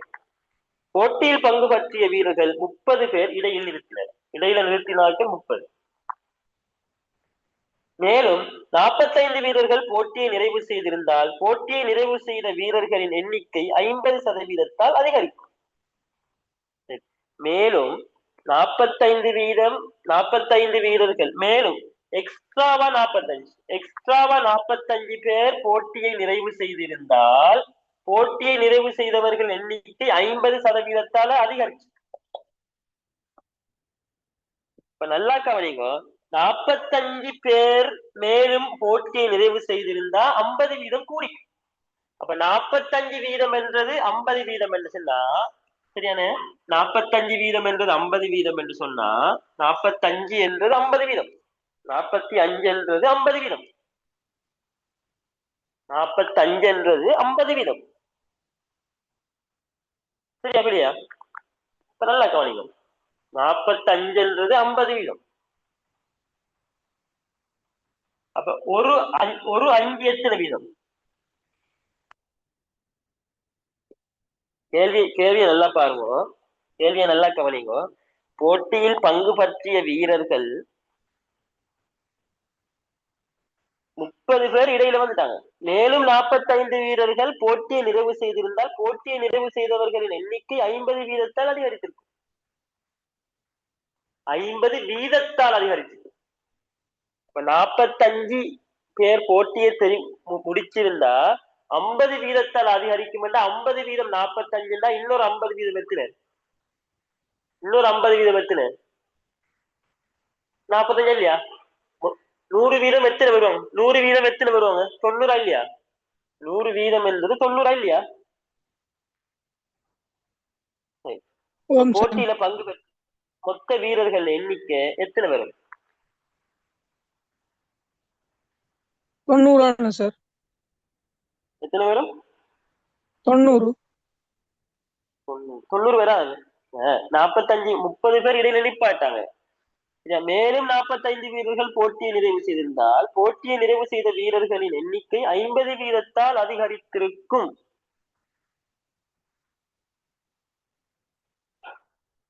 ஐம்பது வீதத்தால் அதிகரித்திருக்கும்.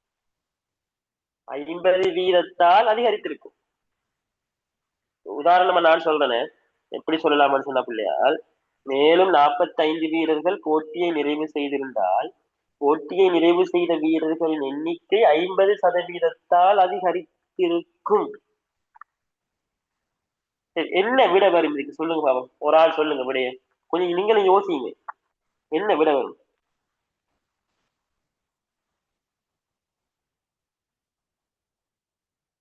என்ன விட வரும் பிள்ளையார்?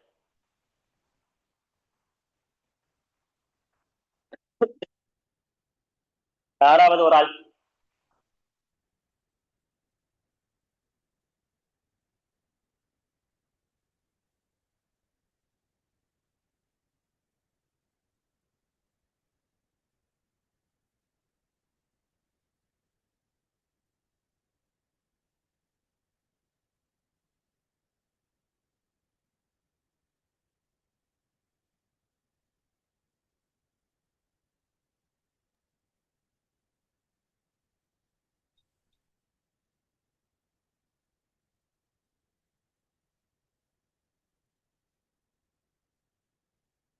சும்மா சொல்லுவோமே, 45 வீரர்கள் போட்டியை நிறைவு செய்திருந்தால், அப்ப 45 பேர் போட்டியை நிறைவு செஞ்சிருந்தா 50 வீதத்தால் அதிகரித்திருக்கும் என்றா, இந்த 45 பேர்ல 30 பேரோட சேர்த்து 45 பேரும். அப்ப அந்த இடையில விலகின ஆட்களோட சேர்த்து இன்னொரு 15 பேர் போட்டா எத்தனை? 45 இல்லையா? இடையில நின்ற ஆட்கள் 30 பேர். இடையில நின்ற ஆட்கள் 30 பேர். இந்த 30ஓட சேர்த்து இன்னும் மேலும் ஒரு 15 பேர் போட்டியை தெரிவு செஞ்சா 50 வீதம் என்று சொன்னா, இந்த 45 என்றது 50 வீதம் என்று சொன்னா, நிச்சயமா எத்தனை வீதம் தேவை நமக்கு? இன்னொரு 50 வீதம் தேவை. அப்ப 50 வீதம் 45 சொன்னா இன்னொரு 50 வீதம் 45, மொத்தம் 90 பேர். ஓகே, விட சரி, 90 பேர். 50 வீதத்தால் அதிகரிச்சு, 50 வீதத்தால் அதிகரிச்சு 50 வீதம் வரல. 50 வீதம் என்றது 45, மிச்சமாகிற 50 வீதமும் 45, மொத்தம் 90 பேர். முதலாவது கூற்றும் தேவை, இரண்டாவது கூற்றும் தேவை, மூணாவது விட வரும். முதலாவது கூற்றும் தேவை, இரண்டாவது கூற்றும் தேவை, முதலாவது மூணாவது விட வரும். சரியா? இப்படியான கேள்வி எல்லாம் கடையில் டைம் எடுக்கும். இவ்வாறான கேள்வி வந்தா குயிக்கா செய்யப்படும். அதெல்லாம் கடைசியில வைக்கணும். டைம் காணாட்டி என்ன செய்யலாம்? ஏதோ ஒரு ஆன்சரை கொடுத்துட்டு போகலாம். 5க்கு மேலும் கண்ணை பொத்தி நோக்கு அடிச்சாலும் என்ன செய்யும்? ஒரு சரியாக வரும். கடந்த ஆண்டு மாகாண சபை மகாசபை கூட்டத்தில் பங்கு பற்றிய மொத்த எண்ணிக்கை 5600. மொத்தம் 5600.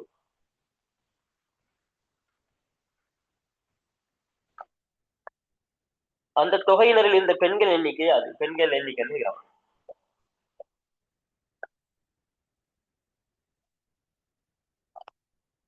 கூட்டத்தில் பங்கு பற்றிய ஆண்களின் எண்ணிக்கை அதில் பங்கு பற்றிய பெண்களின் எண்ணிக்கை 3 மடங்காகும்.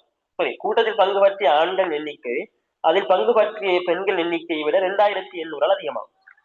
சரி, நான் சொல்றேன். மொத்தம் 5600 பேர் பங்கு பற்றிறாங்க. பெண்கள் எத்தனை நினைக்கிறாங்க?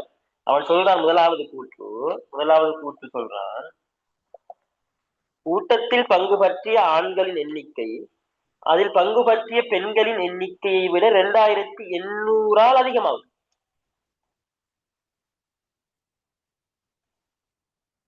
என்ன வரும் தெரியும்? 5600 இருந்து 2800 போனா எத்தனை?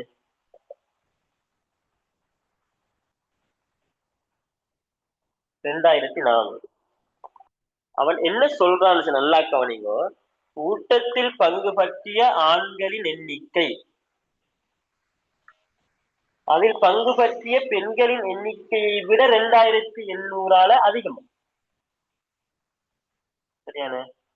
அவன் என்ன சொல்றான்னு சொன்னா, சரியான, ஆண்கள்ல எண்ணிக்கை பெண்கள்ல எண்ணிக்கையை விட 2800 கூட, 2800 அதிகமா இருக்குது. அப்ப பெண்கள் எத்தனை எழுதிப்பாங்க சொல்லுங்க? பெண்கள் எத்தனை எழுதிப்பாங்க? பெண்கள் எத்தனை எழுதிப்பாங்க? 1400. 1400. ஏன் 1400 இல்ல? பெண்கள் 1400 என்று சொன்னா, சரியான, ஆண்கள் எத்தனை எழுதிப்பாங்க? 5600, 4600, 4200 எழுதிப்பாங்க. இப்ப இந்த ஆண்களுக்கும் பெண்களுக்கும் இடையிலான வித்தியாசம் தான் 2800. அப்ப 4200 இருந்து 1400 போனா, 4200 இருந்து 1400 போனா எத்தனை வரும்? எத்தனை டிஃபரண்ட் வருது? 2800 வரும். 2800 டிஃபரண்ட் வரும். இது கேள்வி கொஞ்சம் ட்ரிக்ஸ். கூட்டத்தில் இந்த மொத்த எண்ணிக்கை ஆண்கள் பெண்கள் எண்ணிக்கை 5600. ஆனா அவன் சொல்றான் வந்து ஆண்கள் எண்ணிக்கைக்கும் பெண்கள் எண்ணிக்கைக்கும் இடையிலான வித்தியாசம் 2800. அப்ப 2800 பெண்களை விட ஆண்கள் கூட. 2800 பெண்களை விட ஆண்கள் கூட. ஆகவே பெண்கள் 1400 இருந்திப்பாங்க, ஆண்கள் 4200 பேர் இருந்திப்பாங்க. முதலாவது கூற்ற பயன்படுத்தி பெண்கள் எண்ணிக்கையை காணலாம். இரண்டாவது கூற்ற பாருங்க. கூட்டத்தில் பங்கு பற்றிய ஆண்களின் எண்ணிக்கை அதில் பங்கு பற்றிய பெண்களின் எண்ணிக்கையில் 3 மடங்காகும். கூட்டத்தில் பங்கு பற்றிய ஆண்களின் எண்ணிக்கையை பெண்களின் எண்ணிக்கையை விட 3 மடங்காகும். அப்ப நம்ம ஆண்கள் எண்ணிக்கை 1 மடங்கு, பெண்கள் எண்ணிக்கை ஆண்கள் எண்ணிக்கை 3 மடங்கு, பெண்கள் எண்ணிக்கை 1 மடங்கு. கூட்டத்தில் பங்கு பற்றிய ஆண்களின் எண்ணிக்கை பெண்கள் எண்ணிக்கையை விட 3 மடங்கு. மொத்தம் 4 மடங்கு இல்லையா? அப்ப 5600 4ஆல பிரிச்ச வார விடையில 1 பங்கு பெண் அரிக்கணும். அப்ப எத்தனை வரும்? 40 40 சொன்னாங்க 16 14 1400. அப்ப 1 பங்கு 1400 சொன்னா பெண்கள் 1400, இதுல 3 மடங்கு 4800, சாரி 3800. 3800 3 மடங்கு 3000, முன்னாங்க 12 4800. சரியா? ஆகவே முதலாவது கூற்றை பயன்படுத்தியும் பெண்கள் எண்ணிக்கையை காணலாம், இரண்டாவது கூற்று தனியாக பயன்படுத்தியும் பெண்கள் எண்ணிக்கையை காணலாம். 1 மற்றும் 2 ஆகிய கூற்றுகளை தனித்தனியாக பயன்படுத்தி பிரச்சனையை தீர்க்க முடிந்தால் 4 போதும்.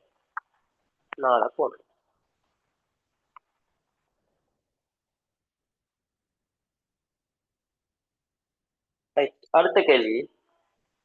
பி மற்றும் டி இருவரும் சேர்ந்து 8 மணித்தியாலங்களில் 100 பக்க அறிக்கை ஒன்றை முழுமையாக தட்டச்சு செய்ய முடியும்.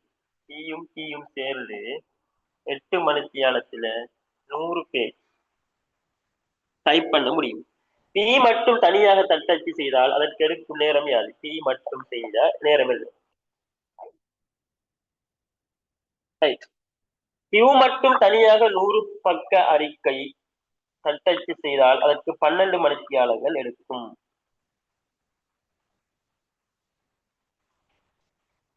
கியூ மட்டும் தனியாக செஞ்சா சரியானே 12 மணித்தியாலம் எடுக்கும். இப்ப பாருங்க, பியும் கியூவும் சேர்ந்து செய்யறதுக்கு 8 மணித்தியாலம் தேவைப்படுது. பி மட்டும் செய்யறதுக்கு எத்தனை மணித்தியாலம் தேவைப்படுது? கியூ மட்டும் செய்யறதுக்கு எத்தனை மணித்தியாலம் தேவைப்படுது? 12 மணித்தியாலம் தேவைப்படுது. சரியானே? அப்ப நல்லா கவனிங்கோ, பி கியூக்கும் பிக்கும் கியூக்கும் 8 மணித்தியாலம், கியூ மட்டும் செய்யறா 12 மணித்தியாலம். சரியானே? இப்ப இந்த 12க்கும் 8க்கும் சரியானே பொமசி காணும். 12க்கும் 8க்கும் பொமசி கண்ட பியும் கியூவும் சேர்ந்து சரியானே 8 மாம்பழத்தை 100 மாம்பழம் 100 மாம்பழம் சாப்பிடுறது, 100 பக்கம் டைப் பண்றதுக்கு உதாரணமா 8 மணித்தியாலம். கியூ மட்டும் தனியா டைப் பண்றதுக்கு 12 மணித்தியாலம். இதுல இருந்து நீங்க ஒரு முடிவுக்கு வரலாம். என்ன முடிவுக்கு வருவீங்க சொல்லுங்க பாப்போம். கொஞ்சம் யோசிச்சு சொல்லுங்க. நம்ம விட சொல்லிட்டு போறதே விஷயம் இல்லை, நீங்க கொஞ்சம் யோசிக்கணும். என்ன முடிவுக்கு வரலாம்? 2 பேரும் சேர்ந்து செஞ்சா 8 மணித்தியாலம் சார். ஒரு ஆள் செஞ்சா அடுத்த ஆள் செஞ்சாலும் 12 மணித்தியாலம் தானே சார் வரும்? இல்ல அப்படி இல்லை, அப்படி வராது. கியூ மட்டும் தனியாக 100 பக்க அறிக்கையை தட்டச்சு செய்தால் அதுக்கு 12 மணித்தியாலம் எடுக்கும். சரியான? இப்ப கேட்டுக்கிற கேள்வி வந்து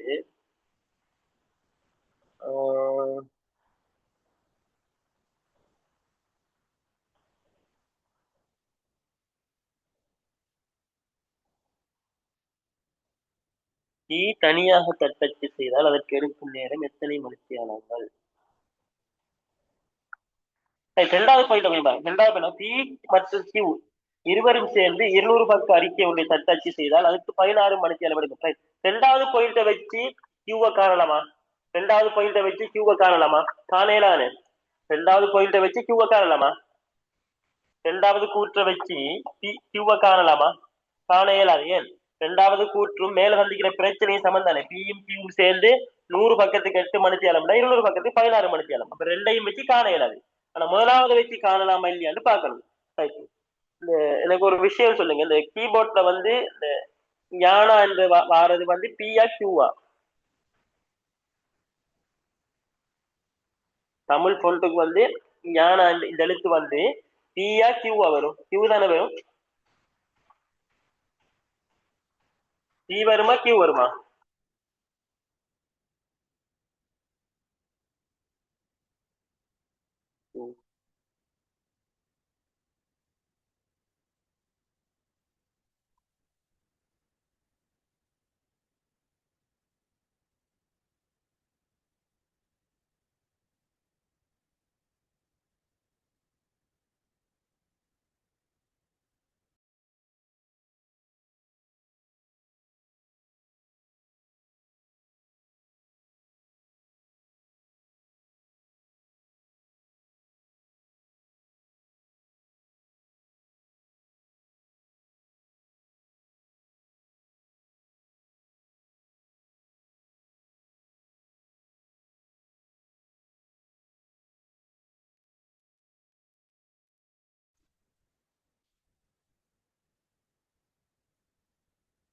முடிக்க போறது ஷோல் உனக்கு இப்ப அவசரம் ஆகணும்.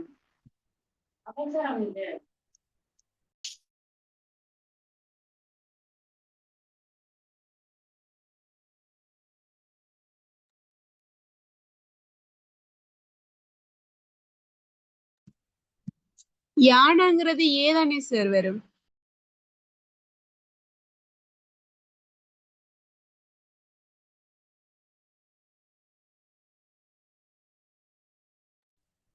சார் லெஃப்ட் ஆகிட்டாரு.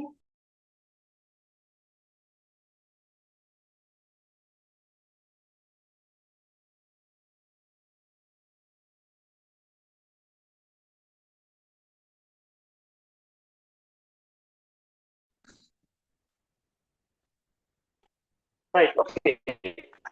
நீங்க சொல்லுங்க, இந்த ரெண்டாவது கூற்று சரியா வருமா? ரெண்டாவது கூற்று சரியா வருமா? நம்ம P காண்றதுக்கு Q காண்றதுக்கு ரெண்டாவது கூற்று சரியா வருமா? ரெண்டாவது கூற்று சரியா வர வாய்ப்பு இருக்கா? சரியா வர வாய்ப்பு இருக்கு சார். யாராவது ரெண்டாவது கூற்று சரியா வருமா? இப்ப Pயும் Qவும் சேர்ந்து 100 மணித்தியாலம் என்றதுல நீங்க Q வச்சு 2 காணுவீங்களா? தனியா காணுவீங்களா? இல்லதானே. அதே போலனே Pயும் Qவும் சேர்ந்து 16 மணித்தியாலத்துக்கு 200 பக்கம் என்றா இதையும் காணலாமா? இல்லை, இதை காணையலாம்னா இதையும் காணையலாது. ரெண்டாவது கூற்று பிள்ளைதானே. Pயும் Qவும் சேர்ந்து 100 பக்கத்தை 8 மணித்தியாலத்துல டைப் பண்றதுக்கு Qக்கு தனியா எத்தனை மணித்தியாலம் தேவைன்னு காண இயலான்னு சொன்னா, Pயும் Qவும் சேர்ந்து 200 பக்கத்துக்கு 16 மணித்தியாலம் தேவைன்னு சொன்னா அதுலயும் Qவை காண இயலாதானே. சரியா பிள்ளையா? சரியா பிள்ளையா? சரி சார். அப்ப ரெண்டாவது கூற்று வராது. முதலாவது கூற்றை பாருங்க. சரியா? முதலாவது கூற்றை பாருங்க.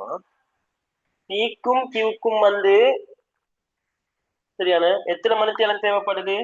8 மணித்தியாலம். சரியா, 8 மணித்தியாலம். Qக்கு மட்டும்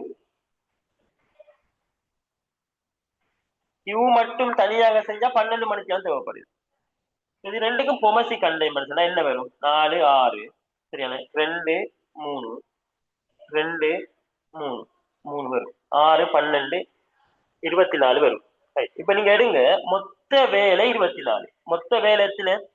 24. அப்ப 24 மாம்பழம் சாப்பிடணும். எக்ஸாம்பிள் சொல்றேன். இப்ப Pயும் Qவும் சேர்ந்து எத்தனை மாம்பழம் சாப்பிடுவாங்க?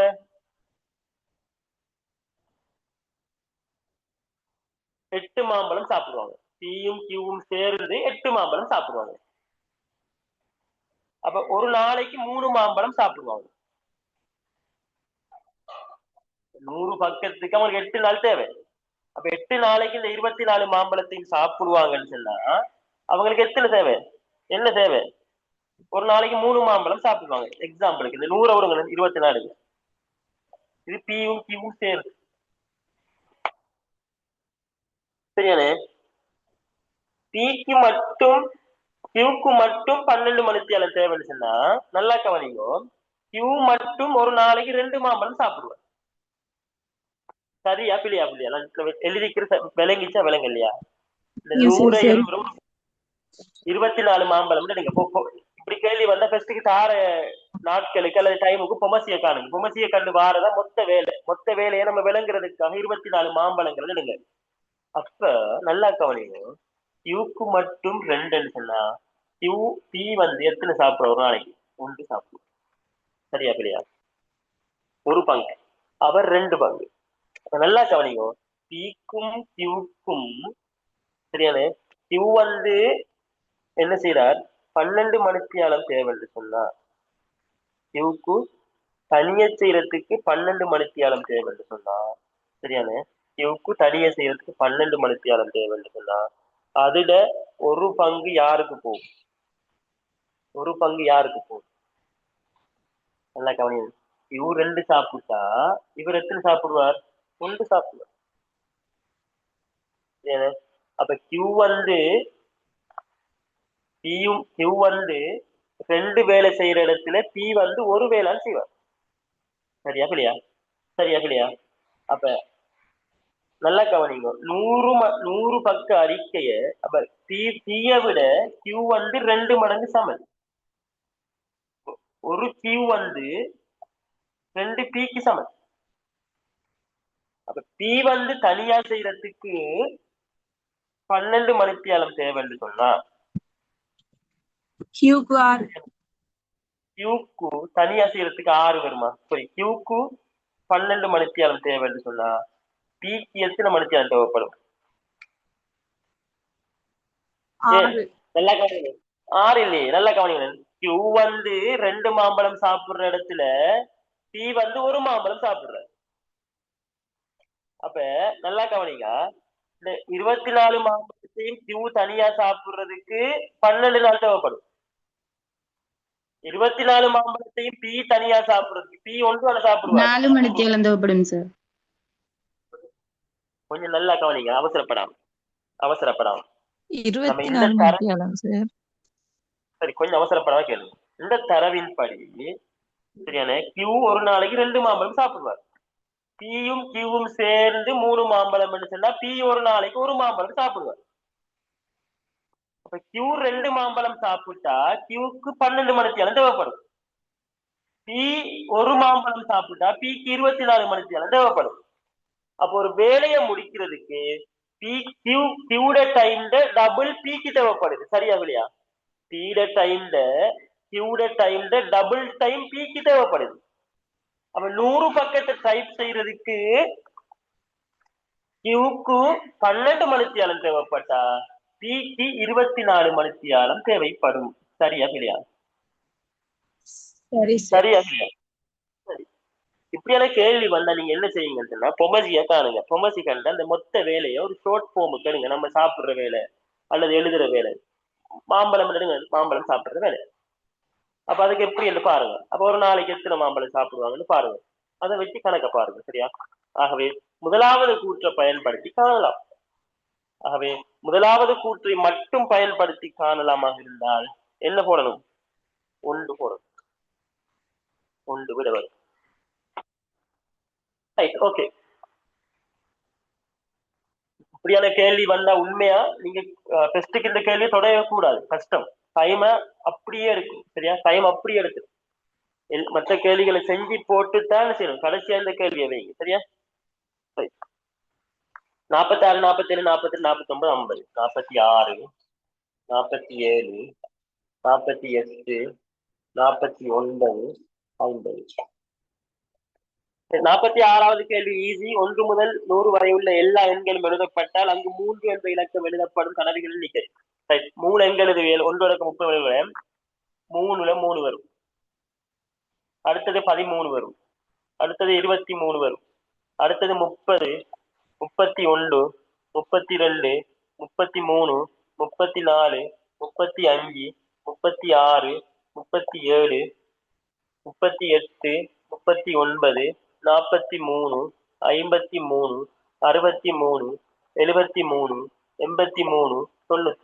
வேற எங்கேயும் 3 வருமா? வேற எங்கேயும் 3 வருமா? அப்ப இதுல எத்தனை 3 தரம்? 3 எத்தனை தரம் எழுதப்படுது பாருங்க. 1 2 3 4 5 6 7 8 9 10 11 12 13 14 15 16 17 18 19 20. அப்ப 46க்கு என்ன விட? 46க்கு என்ன விட? 46க்கு என்ன விட? 46க்கு என்ன விட? எத்தனை தரம் 3 எழுதப்படுது? 20. 3 20. இந்த கேள்வி எப்படி கேட்டா 3 என்ற எண் எத்தனை இலக்கங்களில் வரும் என்று கேட்டா, எத்தனை எண்ல 3 இருக்கு கேட்டா அதுக்கு என்ன விட? 3 எத்தனை தரம் எழுதப்படுது என்று கேட்டா 20 விட. எத்தனை எண்களில் 3 காணப்படுகின்றது என்று கேட்டா என்ன விட? 19. 19 விட. கேள்வியை நல்லா விளங்கணுமா? ஏன் 19 எண்ல 3 இருக்குது. 19 எண்ணையும் 20 தடவை எழுதப்பட்டீங்க. அப்ப எழுதப்பட்டது என்று வேற, எத்தனை தடவை எழுதப்பட்டுள்ளது என்றது வேற, எழுதப்பட்டுள்ளது என்றது வேற, எத்தனை எண்களில் 3 காணப்படுது என்றது வேற. விளங்கிச்சா விளங்கலையா? 46வது கேள்வி கிளியர். விளங்கிச்சா விளங்கலையா? ரைட். 47வது கேள்வி பாருங்க. ஏ நகரிலிருந்து புறப்பட்டு ஏ நகரில் இருந்து புறப்பட்ட பேருந்தில் இருந்த ஆண்களின் எண்ணிக்கை அந்த சந்தர்ப்பத்தில் இருந்த பெண்களின் எண்ணிக்கையின் இருமடங்காகும். அப்ப ஏயிலிருந்து சரியான ஏயிலிருந்து ஒரு பஸ் போகுது. ஆண்களின் எண்ணிக்கை சந்தர்ப்பத்தில் இருந்த ஏயிலிருந்து வெளியாக கூட சரியான ஏ என்ற இடத்திலிருந்து ஒரு பேருந்து வெளியாகுது.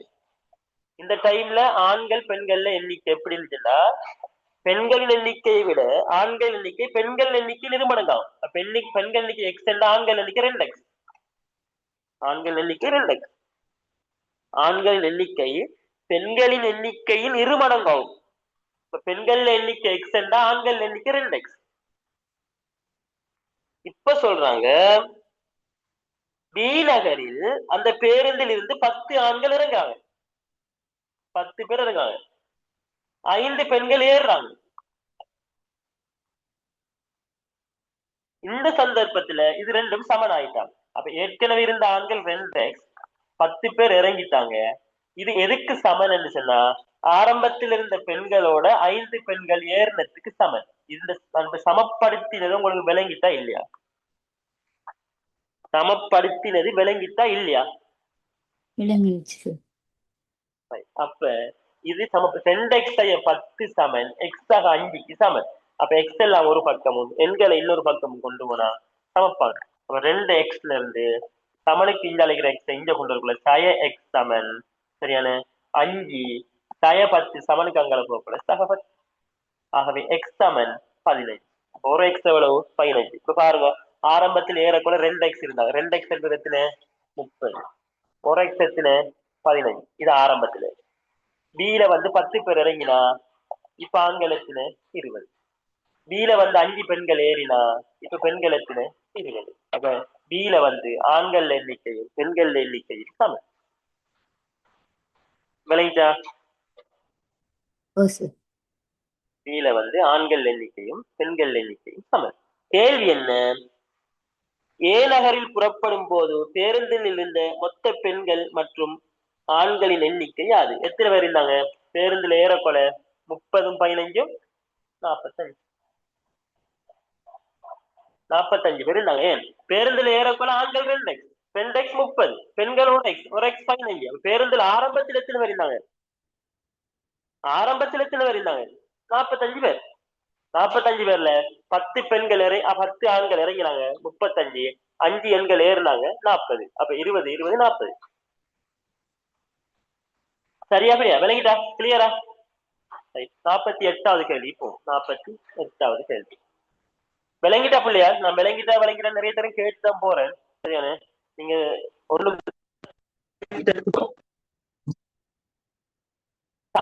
தாமரிடம் உள்ள பணத்தில் தாமரவிடம்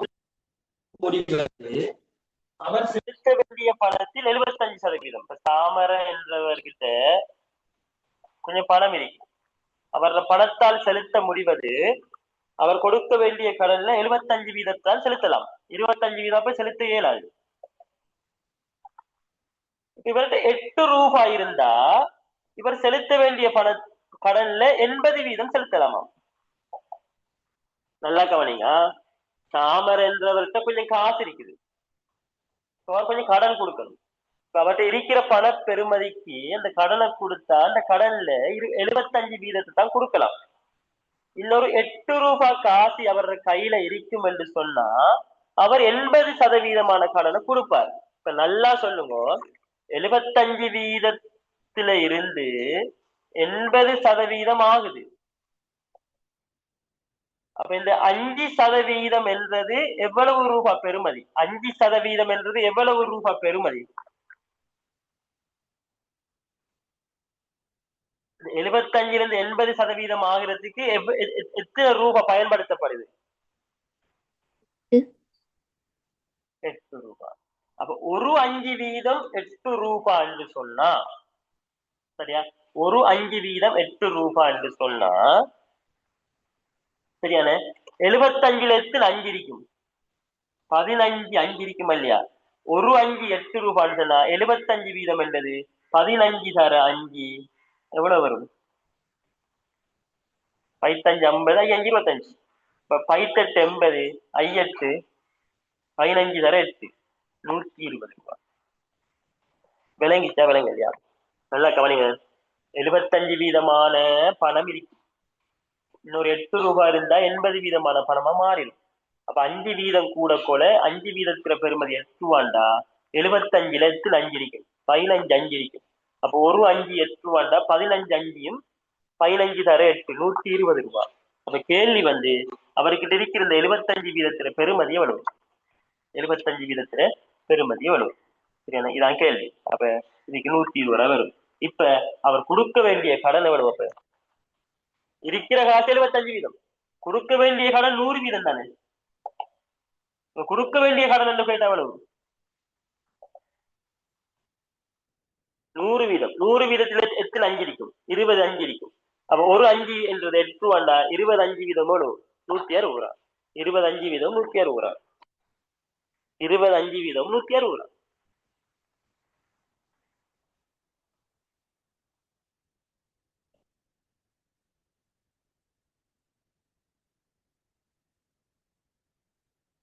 விளங்கிட்ட விளங்கலையா பிள்ளையார்?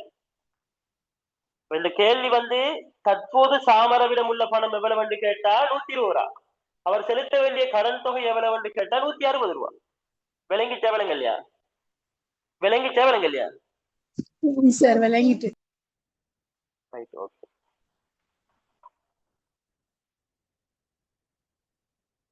கேள்வி 48வதுக்கு 120 ரூபாய். 48வதுக்கு 120 ரூபாய். 49வது கேள்வி. 3 மாம்பழங்கள், 3 மாம்பழம், 5 கொய்யா, 4 விளாம்பழம். இதுல விலை எவ்வளவு? 590 ரூபாய். திரும்ப சொல்றான், 3 மாம்பழம், 1 கொய்யா, 2 விளாம்பழம், 310 ரூபாய். கேள்வி கேட்கிறான், 2 மாம்பழம், 2 கொய்யா, 2 விளாம்பழம் வாங்க வந்து கேட்கிறான். நல்லா யோசிங்க. சரியா, நல்லா யோசிங்க. இது ரெண்டையும் கூட்டினா 6 மாம்பழம் வருமா இல்லையா? இது ரெண்டையும் கூட்டினா 6 கொய்யா வருமா இல்லையா? இது ரெண்டையும் கூட்டினா 6 விளாம்பழம் வருமா இல்லையா? வருமா இல்லையா பிள்ளையார்? ஓம் சார். அப்ப 6 மாம்பழம், 6 கொய்யா, 6 விளாம்பழம் வாங்குறதுக்கு நான் சொல்றேன் 900 வேணும். சரியா பிள்ளையா? சரியா பிள்ளையா? 6 மாம்பழம், 6 கொய்யா, 6 விளாம்பழம் வாங்குறதுக்கு நான் சொல்றேன் 900 ரூபாய் தேவை. சரியா பிள்ளையா பிள்ளையார்? சரியா பிள்ளை? சரியா பிள்ளையா? சரி சார். சரி. இப்ப இதுல 6 மாம்பழத்துக்கு ஒரு எவ்வளவு? 3 பிரிச்சு 6 மாம்பழம், 6 சரியா? 6 மாம்பழம் இருக்கு. சரி, அது ஒரு குழம்பு வேணும். சரியா?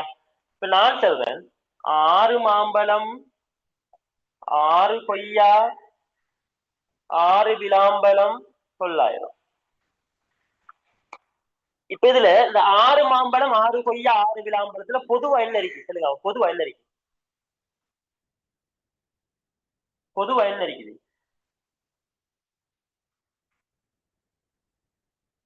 பொதுவா என்ன இருக்குது? 6 பொதுவா எடுக்கலாம் சார். 6 பொதுவா எடுத்தா மாம்பழம் சக கொய்யா சக விளாம்பழம் சமன் 900. இப்ப நான் சொல்றேன் இந்த 6 பெருக்கப்படுது. அப்ப மாம்பழம் சக கொய்யா சக விளாம்பழம் சமன் 900. பெருக்குப்படுற 6 சமனுக்கு இஞ்சாக போனா பிரிபடும். அப்ப ஒரு மாம்பழம், ஒரு கொய்யா, ஒரு விளாம்பழத்துக்கு 150 ரூபாய். 900 6ஆல பிரிச்சா 150 வரும். அப்ப ஒரு மாம்பழம், ஒரு கொய்யா, ஒரு விளாம்பழத்துக்கு 150 ரூபாய்னா 2 மாம்பழம், 2 கொய்யா, 2 விளாம்பழத்துக்கு எவ்வளவு வரும்? எவ்வளவு வரும்? எவ்வளவு வரும்? ஒரு 300 ரூபா வரும். மாம்பழம் ஒரு கொய்யா பழத்துக்கு 150 ரூபா. 2 மாம்பழம் 2 கொய்யா 2 விளாம்பழத்துக்கு எவ்வளவு வரும்? 300 வரும். 300 வரும். இந்த கேள்வி இப்படித்தான் வரும். சில கேள்வி வரும், ஏயினதும் பியினதும் நிறைகள் 150, பியும் சியும் 200, ஏயும் சியும் 180. ஆகவே ஏ என்ன பி என்ன சி என்ன கேட்டாலும் இதான் ஏ சக பி சமன், பி சக சி சமன், ஏ சக சி சமன் என்று போடுறீர்கள். எதை பொதுவா எடுக்கலாமோ அதை பொதுவா எடுக்கிறீர்கள். சமனுக்கு இஞ்சாலைக்கு தங்கள் கொண்டு பிரிக்கிறீர்கள். தனியே வரும். அப்படி கேள்வி வரும். பாஸ்ட் பேப்பர்ல வந்தா பார்ப்போம். சரியா? வராட்டி நான் ஒரு கேள்வியை போட்டு விடுறேன். சரியா? இந்த கேள்வி மெட்ஸ் கேள்வியை வாரது குறைவு, எதுக்கு தெரிஞ்சு வச்சுக்கொள்ளுங்க. சரியா? 50வது கேள்வி, கடைசி கேள்வி. குறிப்பிட்ட ஒரு சாரதி ஏ நகரிலிருந்து பி நகருக்கு செல்வதற்கு 4 வழிகளை அறிவார். 4 வழி. பியிலிருந்து சிக்கு போறதுக்கு 3 வழி, சியிலிருந்து டிக்கு போறதுக்கு 2 வழி.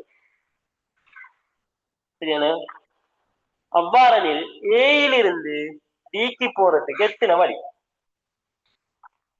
நல்லா பாருங்க பிள்ளையால், இது ஒரு ஓர்டர்ல குறைஞ்சி வருது. ஏயிலிருந்து பிக்கு 4, பியில இருந்து சிக்கு 3, சில இருந்து பிக்கு 2.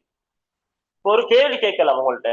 1 2 3 4 5 6, இந்த 6 இலக்கங்களையும் பயன்படுத்தி வேறுபட்ட எத்தனை 6 எண்களை உருவாக்க முடியும்? வேறுபட்ட எத்தனை 6 எண்களை உருவாக்க முடியும் என்று சொன்னா இதுக்கு விட சொல்றது 6 ஃபேக்டோரியல். 6 பயன்படுத்தி 6 எண்கள் கேட்டால் 6 ஃபேக்டோரியல்.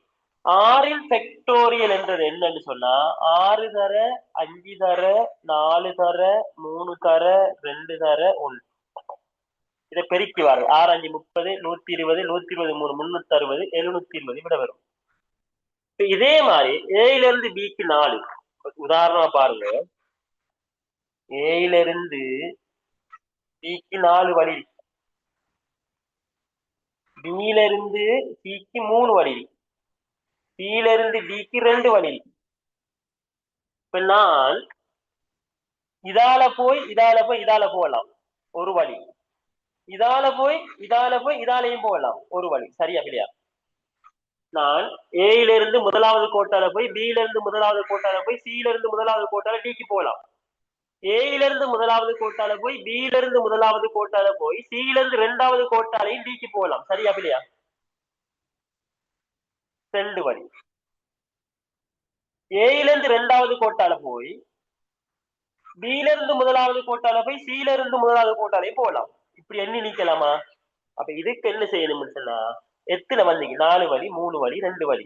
இதை பெருக்கி வர விட 3 12 12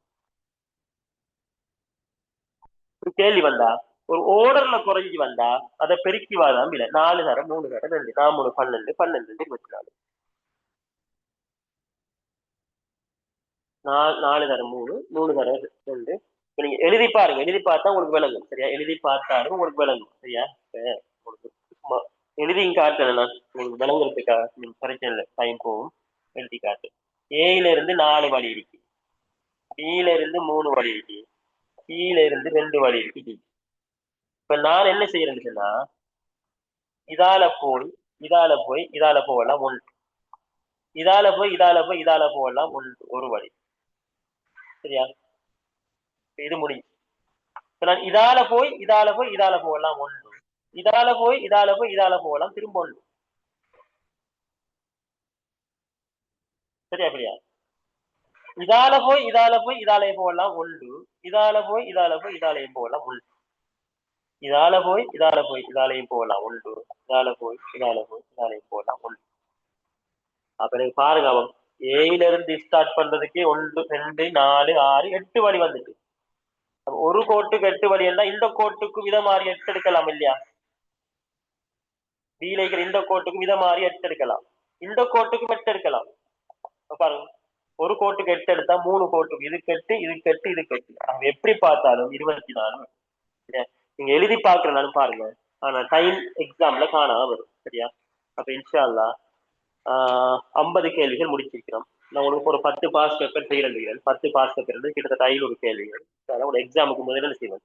செஞ்சு முடிப்பேன். ஒரு 20ஆம் தேதிக்குள்ள முடிக்கிற பிளான் வைக்கிறேன். இன்ஷால்லா நான் கிளாஸஸ் எனி டைம் போடுவேன். ஜாயின் ஆகி சொல்லுங்க. ஜாயின் ஆக இயலாதான் பார்த்து ரெக்கார்டிங் பார்த்து தெரிஞ்சு கொள்ளுங்க. இன்ஷால்லா இந்த அளவோட கிளாஸை முடிச்சு கொள்வோம். சரியா?